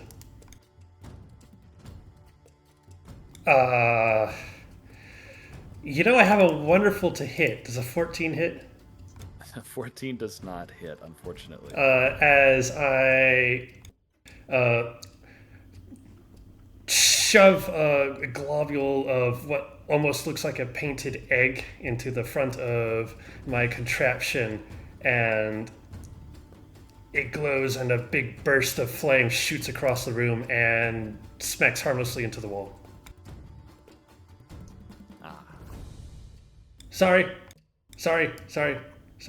I go over here.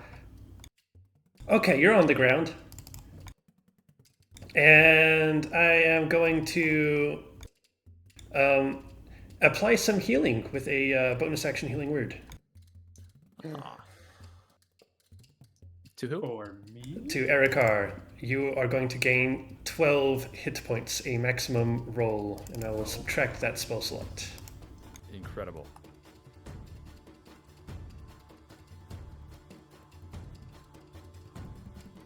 Wow. So, I am learning I should not roll to attack, Just in general? just in general. I'm guessing making a character that is not hideous and unlovable has made me unable to deal damage. We can work on that. But we'll go to Malfusani first, unless you got something else. Wait, what? I'm done. Wait, what? Don't worry. I am going to look Hutch in the eye and yell out to everyone else, "Leave him to me, he's mine!" And I am going to cast Booming Blade on him. Okay. I don't want him to run.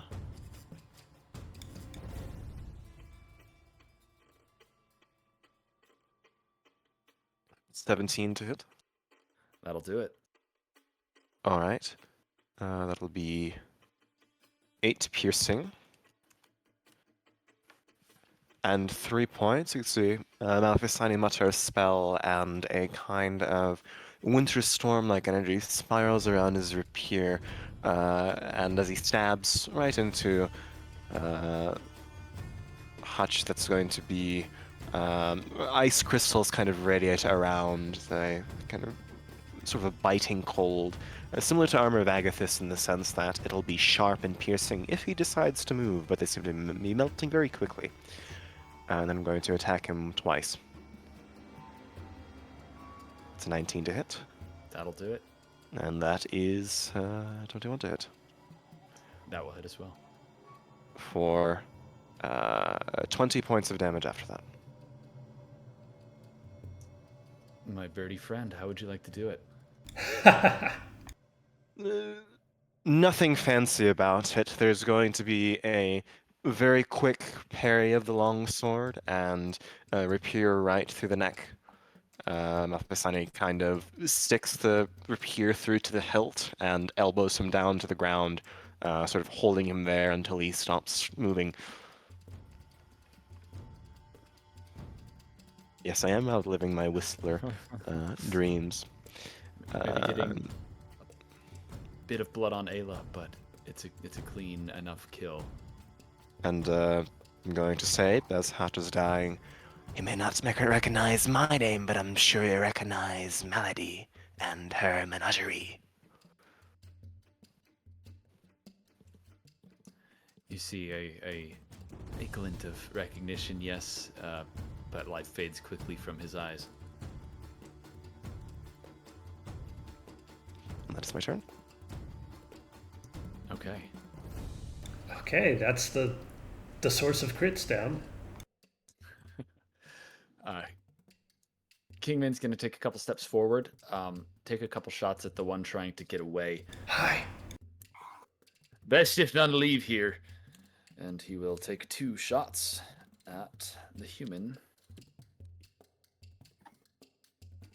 It's apparently his classic move to hit with one and miss with the other. One's a distraction. That's it.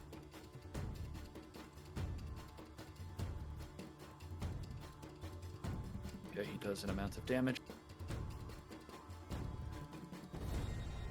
But the human is still alive, and that is Kingman's turn. Dakar. All right. Well, seeing as this man flew the coop, Dakar is going to look at his elemental and give a command of chase. And then he's gonna swing up here. And he is going to use Green Flame Blade. As he raises his water cutlass, you see like sparks of green lightning coming through it, targeting at the human. All right. So that is going to be a melee attack roll to hit.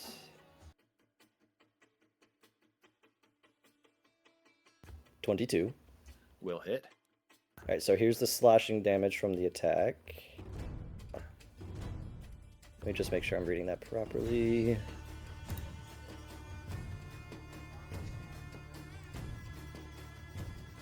Brandish the weapon. On a hit, the target suffers the weapon's attack. So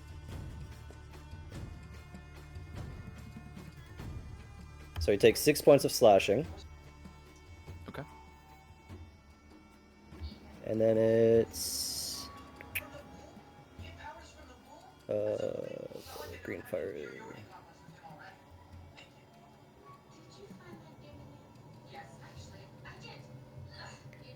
Okay. Fel, since you used this earlier, it's the 1d8 is for the next target in the spell. Your attack deals an additional 1d8 points of fire damage to the one that you hit, and then the damage that is dealt to the other person is 2d8. Okay. So here's the 1d8 fire for an additional 3 points of fire on top of that 6 slashing. And then here's the 2d8, which is going to go on that rat man.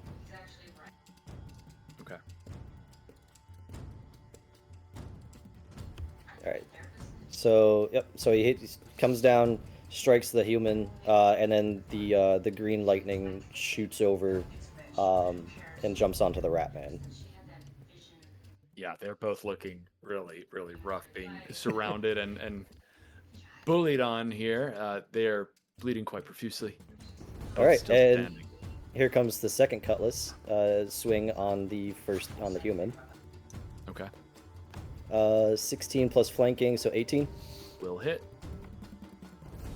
for 11 points of slashing. and he is done for. Alrighty. Well, and as bonus action, the tentacle is gonna come down here and make a swing on the human.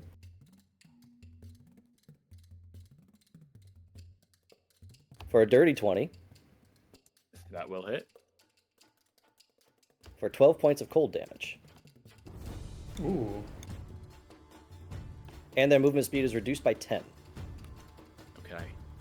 So it's quite some damage output. Yeah, he's hit. Alright. That is Dakar's turn. Now for the elemental. Yes. The elemental is going to step down here. Because Dakar's command was to chase. And it is going to make its first slam on the human trying to escape. I imagine that hits. It does. Alright, so this is 1d10 plus 8. For 16 points of damage. Of bludgeoning. That'll do it for him. Alright, so you see the water elemental just kind of like glide forward. Wraps one arm around this human by his ankles, lifts it up in the air, and slams it into the floorboards of the tavern. And then as it does so, as that is now lifeless, it's going to turn around and take its second of its multi-attack on the kobold. That would be a 15 to hit. That will, yeah, that'll hit just barely. All right. For 11 points of bludgeoning damage. Dakar with the triple kill.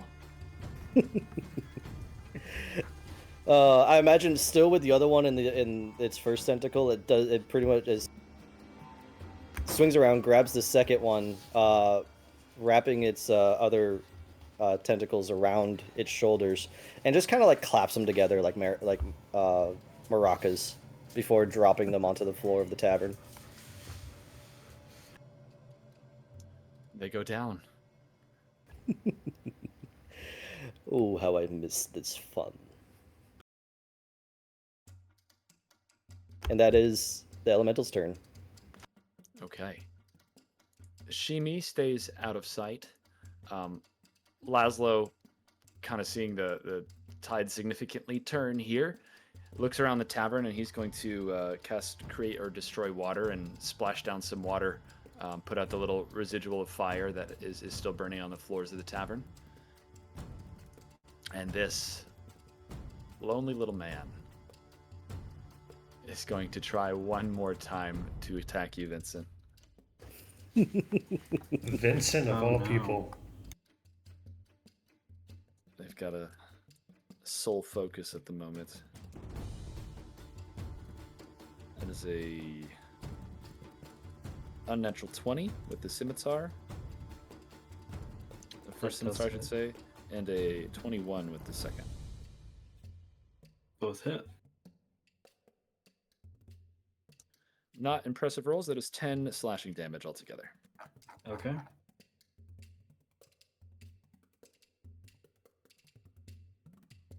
I don't think I have anything for a reaction here. I think you just Vincent, you just deleted yourself. No, he's dead. That was me. My bad. I tried to delete Hotcha off the turn order, and I guess I got Vincent. I got him finally. No. Yeah. It wasn't Erikar that died. It was Vincent. Not quite. Now he gets to deplete the population of whatever circle of hell he got thrown into. Yeah. Ain't that the truth?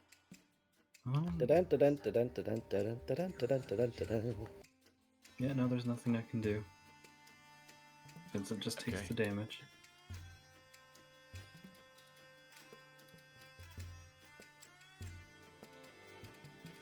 Then back one more time. Well, presumably one more time. Maybe this guy's really strong.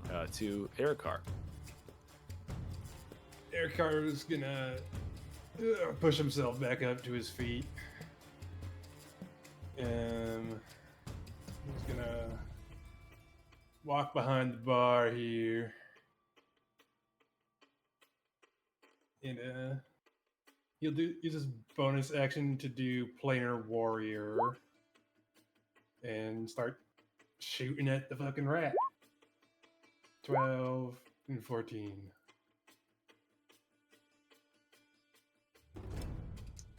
Does flanking apply on ranged attacks? I do not believe so. Yeah. Nope. Okay, then you miss both. Erikar just mumbles and grabs a bottle from behind the bar. Yeah, very upsetting to have just been so close to death when all you wanted to do is come tear Kingmane a new one, but here you are, wrapped up in his battles once again. Perhaps a little less drink and you'll hit your target next time, Erikar. Yeah, fuck off! Ayla. She's just gonna come straight over here and hit him twice with her scimitar. Does a 15 hit? +2. Oh, yeah. Oh, yes, with +2 that will hit. Oh, well, I guess they'll both hit. I promise you won't need to. It's fine. That'll do it. Amazing. What does it look like as you kill the final individual? His name was Branson, by the way. He's dead now.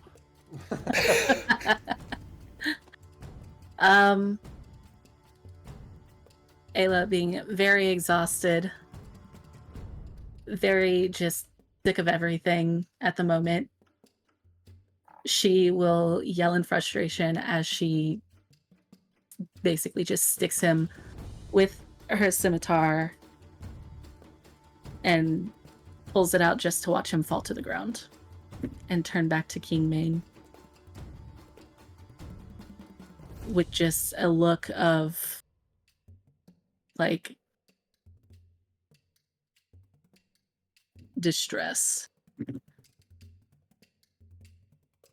That little black birdie got away. Would you like me to go find it? I can fly quite quickly. Gibby. What do you mean? Little black birdie. Oh. Is Zolta? I guess I did see it.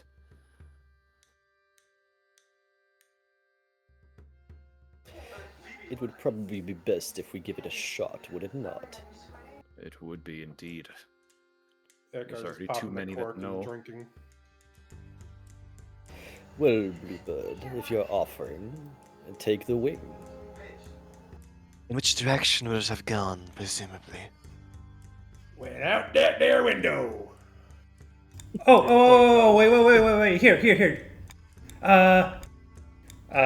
Take out of my pack and give you a potion. Here, this is a not haste potion, but it does make you go fast. So, have fun with it. Why, thank you. I'm going to down it. Tastes vaguely like a leftover water from a jar of pickles.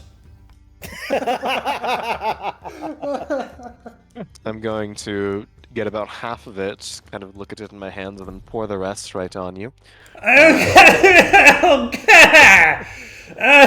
Tastes better. And I'm going to cast haste on myself and fly out. As you're leaving, Kingman will say, your best bet's probably the swollen goat. Pacho was Gobadi's after all. But you come back here, or you will be found and you will be killed. Too many know already. Right. And I'm going to go off. Very quickly. Wow, Blade what a song person. Sorry? Sorry, go ahead. Yes, with Blade Song, how much movement increase does that potion give me?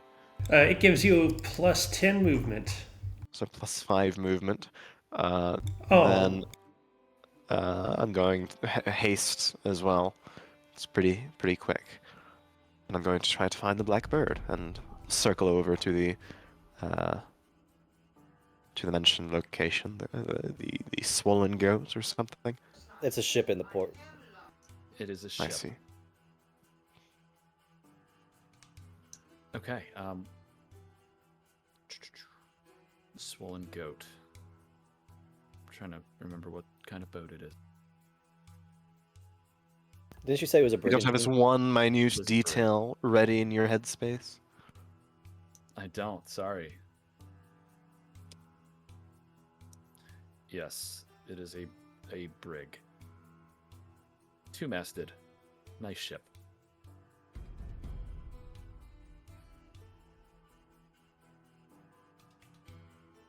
By the way, the elemental lasts for an hour. Holy moly! All right, we'll reconsider the whatever it's called. The cost. The cost. I will say I think I've hit my mental limit here.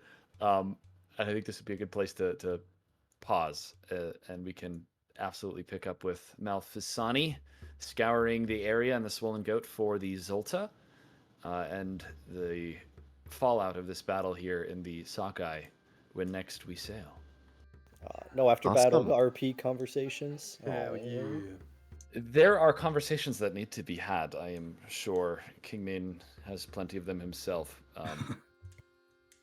But I do think that might open up another hour. I mean, doesn't it always, even with with Yes. SGL especially? It does. The 2-hour session turns into a 4-hour session. Yeah, that's usually The difference is that Hammond's the DM and he is a bit fried at the moment. It's okay. First time for everything. Any words before I turn off the recording? Onomatopoeia. Wow, beautiful. You thought